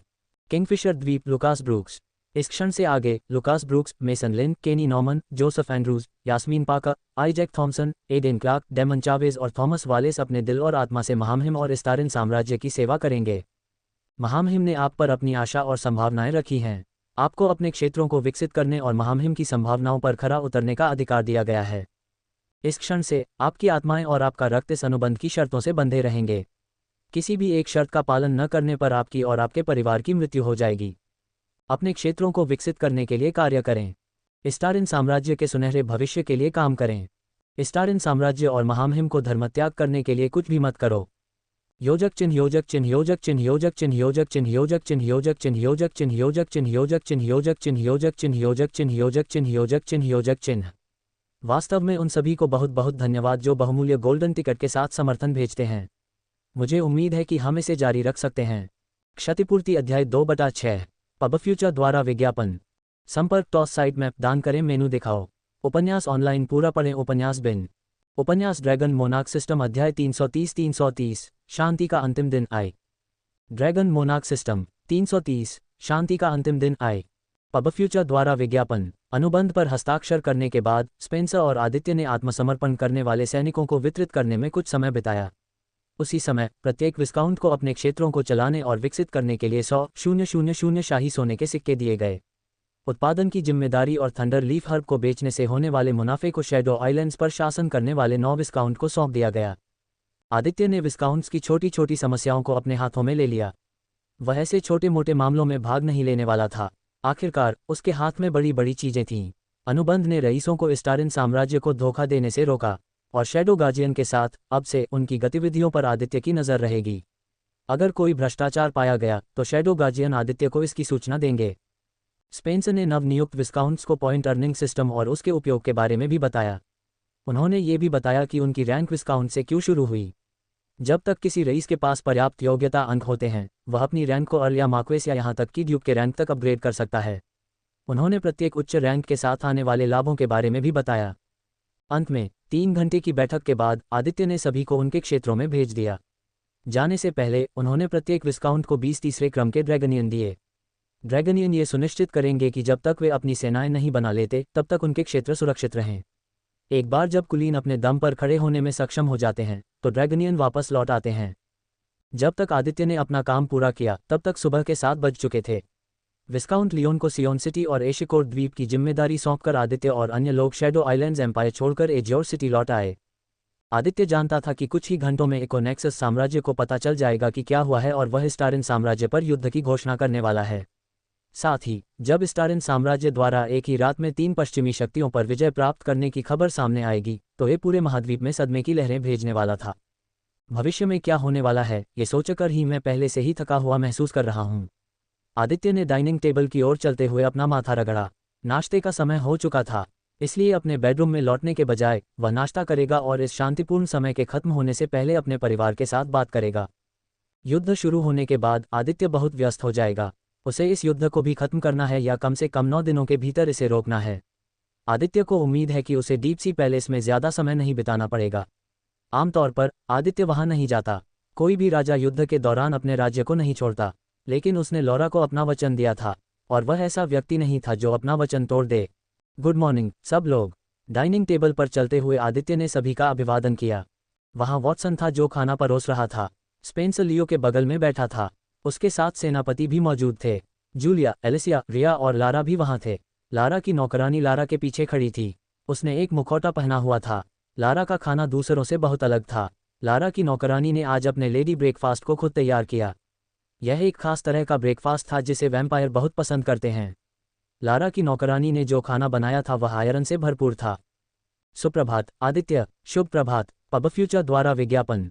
शुभ प्रभात। अच्छा। आदित्य ने बैठने से पहले सभी की ओर सिर हिलाया। अन्य दिनों से अलग आज का नाश्ता अलग था। वॉटसन ने विशेष रूप से शाही प्रमुख से सभी के लिए फ्लेमिंग चिकन मांस पकाने के लिए कहा था। फ्लेमिंग चिकन एक विशेष चिकन नस्ल थी जिसे फीनिक्स का वंशज कहा जाता है। फ्लेमिंग चिकन वाइवन की तरह होते हैं जिनका ड्रैगन से संबंध है। एक औसत फ्लेमिंग चिकन एक सामान्य चिकन से 3 से 4 गुना बड़ा होता है। परिपक्व होने पर फ्लेमिंग चिकन पीक का दूसरा क्रम पावरहाउस बन सकता है। दुर्भाग्य से फ्लेमिंग चिकन की हमलावर शक्ति वास्तव में बहुत कम है।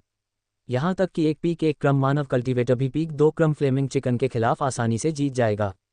विडंबना यह है कि फ्लेमिंग चिकन किसी भी तरह के फ्लेम टाइप अटैक का इस्तेमाल नहीं कर सकते। उन्हें फ्लेमिंग चिकन इसलिए कहा जाता है क्योंकि उनके शरीर से एम्बर निकलता है। फ्लेमिंग चिकन का मांस बहुत स्वादिष्ट होता है। खासतौर पर कुलीन वर्ग में फ्लेमिंग चिकन के मांस को एक शानदार व्यंजन माना जाता है। चूंकि फ्लेमिंग चिकन को पकड़ना बेहद मुश्किल है और वे दुनिया के कुछ खास हिस्सों में ही पाए जाते हैं। चलो खाना खाते हैं। आदित्य के बाद बाकी सभी ने खाना शुरू कर दिया। वॉटसन ने स्पेंसर के बगल में एक कुर्सी ली और खाना खाने बैठ गया। किसी ने कुछ नहीं कहा। हालांकि वॉटसन आधिकारिक तौर पर आदित्य का निजी बटलर था, लेकिन सभी जानते थे कि बूढ़ा आदमी आदित्य का दाहिना हाथ था। वॉटसन के पास स्पेंसर से भी ज्यादा शक्ति और अधिकार था। इसके अलावा वॉटसन यहाँ सबसे बड़ा था। सभी लोग बूढ़े आदमी का बहुत सम्मान करते थे। क्या तुम्हें लारा की बीमारी के बारे में कुछ पता चला? कल रिया और जूलिया लारा को प्रयोगशाला ले गई थीं। जूलिया ने उदास होकर आह भरी। दुर्भाग्य से मुझे इस तरह की बीमारी के बारे में कुछ भी नहीं पता। पूरी रात मैंने कई पुरानी किताबें पढ़ीं, लेकिन मुझे सिस्टर लारा की बीमारी से मेल खाने वाली कोई चीज़ नहीं मिली। मुझे और शोध करने की ज़रूरत होगी। जूलिया को उम्मीद थी कि उसे कुछ ऐसा मिलेगा जो उसकी मदद कर सके, लेकिन उसे लारा की बीमारी से संबंधित कोई भी चीज़ नहीं मिली। जूलिया के पास एकमात्र विकल्प यह था कि वह एक ऐसी गोली बनाए जो लारा की बीमारी को ठीक कर सके, लेकिन गोली बनाने के लिए जूलिया को अपनी बीमारी के बारे में और अधिक जानना होगा। पब फ्यूचर द्वारा विज्ञापन। आदित्य ने मुस्कुराते हुए अपनी पत्नी को प्रोत्साहित किया, चिंता मत करो, अपना समय लो। जूलिया ने मुस्कुराते हुए अपना सिर हिलाया। सिस्टर रिया की मदद से मुझे कुछ ही समय में सिस्टर लारा की बीमारी का इलाज खोजने में सक्षम होना चाहिए। कम से कम जूलिया को यही उम्मीद थी। लारा की बीमारी बहुत रहस्यमयी थी। अंदर ही अंदर जूलिया जानती थी कि सिस्टर लारा को ठीक करने में सक्षम गोली बनाने में उसे महीनों या सालों लग सकते हैं, लेकिन जूलिया ने इसे स्वीकार करने से इनकार कर दिया। जूलिया को लगा कि वह रिया के सहायक के साथ इस प्रक्रिया को तेज कर सकती है। धन्यवाद सिस्टर जूलिया। कल जूलिया, रिया और एलिसिया के साथ पूरा दिन बिताने के बाद लारा को इस दुनिया के बारे में कई नई बातें सीखने को मिलीं। उसने अपने पति और अपनी बहनों के बारे में भी बहुत कुछ सीखा। मूर्ख लड़की, हमें धन्यवाद देने की कोई ज़रूरत नहीं है। तुम्हारे लिए इलाज ढूंढना मेरी जिम्मेदारी है। कीमिया की देवी होने के नाते उसका अभिमान उसे अपनी बहन को किसी बीमारी के कारण मरने नहीं देगा। इस तथ्य का जिक्र किए बिना कि जूलिया लारा को अपनी असली बहन मानती थी। अगर सोई हुई राजकुमारी उसकी निगरानी में मर जाती तो उसे बहुत दुख होता। सब लोग, मैं आप सबसे कुछ कहना चाहता हूँ।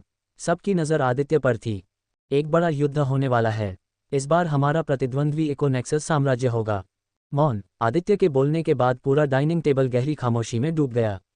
लारा को छोड़कर हर कोई जानता था कि इकोनेक्सस साम्राज्य में कितनी जबरदस्त ताकत है। साम्राज्य के पास सबसे मजबूत सैन्य बल था और साम्राज्य के पास सबसे मजबूत राजनीतिक सहयोगी थे।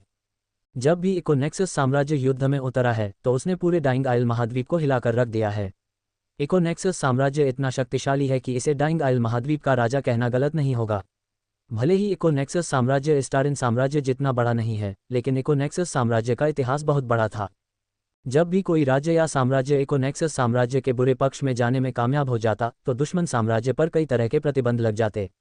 ये प्रतिबंध दुश्मन साम्राज्य की अर्थव्यवस्था को पनगु बना देते। उनका साम्राज्य बाकी महाद्वीप से पूरी तरह अलग थलग पड़ जाता।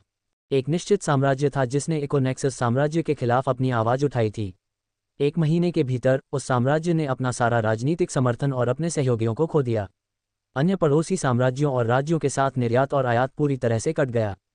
हालांकि साम्राज्य के पास डाइंग आइल महाद्वीप में माना पत्थरों का दूसरा सबसे बड़ा भंडार था, लेकिन आर्थिक प्रतिबंधों के कारण किसी भी राज्य या साम्राज्य ने उनसे माना पत्थर नहीं खरीदे। मामले को बदतर बनाने के लिए अपराधियों और आतंकवादियों को मारने के नाम पर इकोनेक्सस साम्राज्य ने अपने सैनिकों को उस साम्राज्य में भेजा और 10 लाख से अधिक निर्दोष नागरिकों को मार डाला। परिणामस्वरूप अभी वह साम्राज्य जो कभी गर्व से कहता था कि वह डाइंग आइल महाद्वीप का 5वां क्रम का सबसे मजबूत साम्राज्य है, अब डाइंग आइल महाद्वीप का सबसे कमजोर साम्राज्य माना जाता है। वह साम्राज्य अब एक ऐसी जगह बन गया है जहां दूसरे साम्राज्यों और राज्यों से अपराधी और आतंकवादी आकर रहते थे। ये सभी तरह की अवैध गतिविधियों का केंद्र बन गया था। हर एक दिन उस साम्राज्य में रहने वाले कई निर्दोष नागरिक अपराधियों के हाथों मारे जाते हैं। वह साम्राज्य जो कभी स्वर्ग के रूप में खड़ा था अब नर्क में बदल गया है। हालांकि इकोनेक्सस साम्राज्य ने सीधे हमला नहीं किया, लेकिन अप्रत्यक्ष रूप से उन्होंने इस साम्राज्य को पूरी तरह से नष्ट कर दिया। योजक चिन्ह योजक चिन्ह योजक चिन्ह योजक चिन्ह योजक चिन्ह योजक चिन्ह योजक चिन्ह योजक चिन्ह योजक चिन्ह योजक चिन्ह योजक चिन्ह योजक चिन्ह योजक चिन्ह योजक चिन्ह योजक चिन्ह योजक चिन्ह। वास्तव में उन सभी को बहुत बहुत धन्यवाद जो बहुमूल्य गोल्डन टिकट के साथ समर्थन भेजते हैं। मुझे उम्मीद है कि हम इसे जारी रख सकते हैं। पब फ्यूचर द्वारा विज्ञापन। संपर्क टॉस साइड मैप दान करें। संपर्क टॉस साइड मैप दान करें जो बहुमूल्य गोल्डन टिकट के साथ समर्थन भेजते हैं। मुझे उम्मीद है कि हम इसे जारी रख सकते हैं। पब फ्यूचर द्वारा विज्ञापन। प्रायोजित सामग्री। 3 दिन में खत्म हो जाएगा सोराइसिस, सस्ता घरेलू उपाय। भारत का नान एक तेल जो बालों को फिर से सिर्फ 1 हफ्ते में मिलता है। संपर्क टॉस साइड मैप दान करें। पब फ्यूचर द्वारा विज्ञापन। प्रायोजित सामग्री। मधुमेह को हराएं, स्वस्थ जीवन के लिए समग्र समाधान। क्या आप कमजोर से निराश हैं? तो आज ही केटोजेन अपनाएं। संपर्क टॉस साइड मैप दान करें। पब फ्यूचर द्वारा विज्ञापन। प्रायोजित सामग्री। 6 दिन में पेट का लटकना दूर हो जाता है। यहाँ पढ़ें। क्या आप कमजोर से निराश हैं? तो आज ही केटोजेन अपनाएं। संपर्क टॉस साइड मैप दान करें।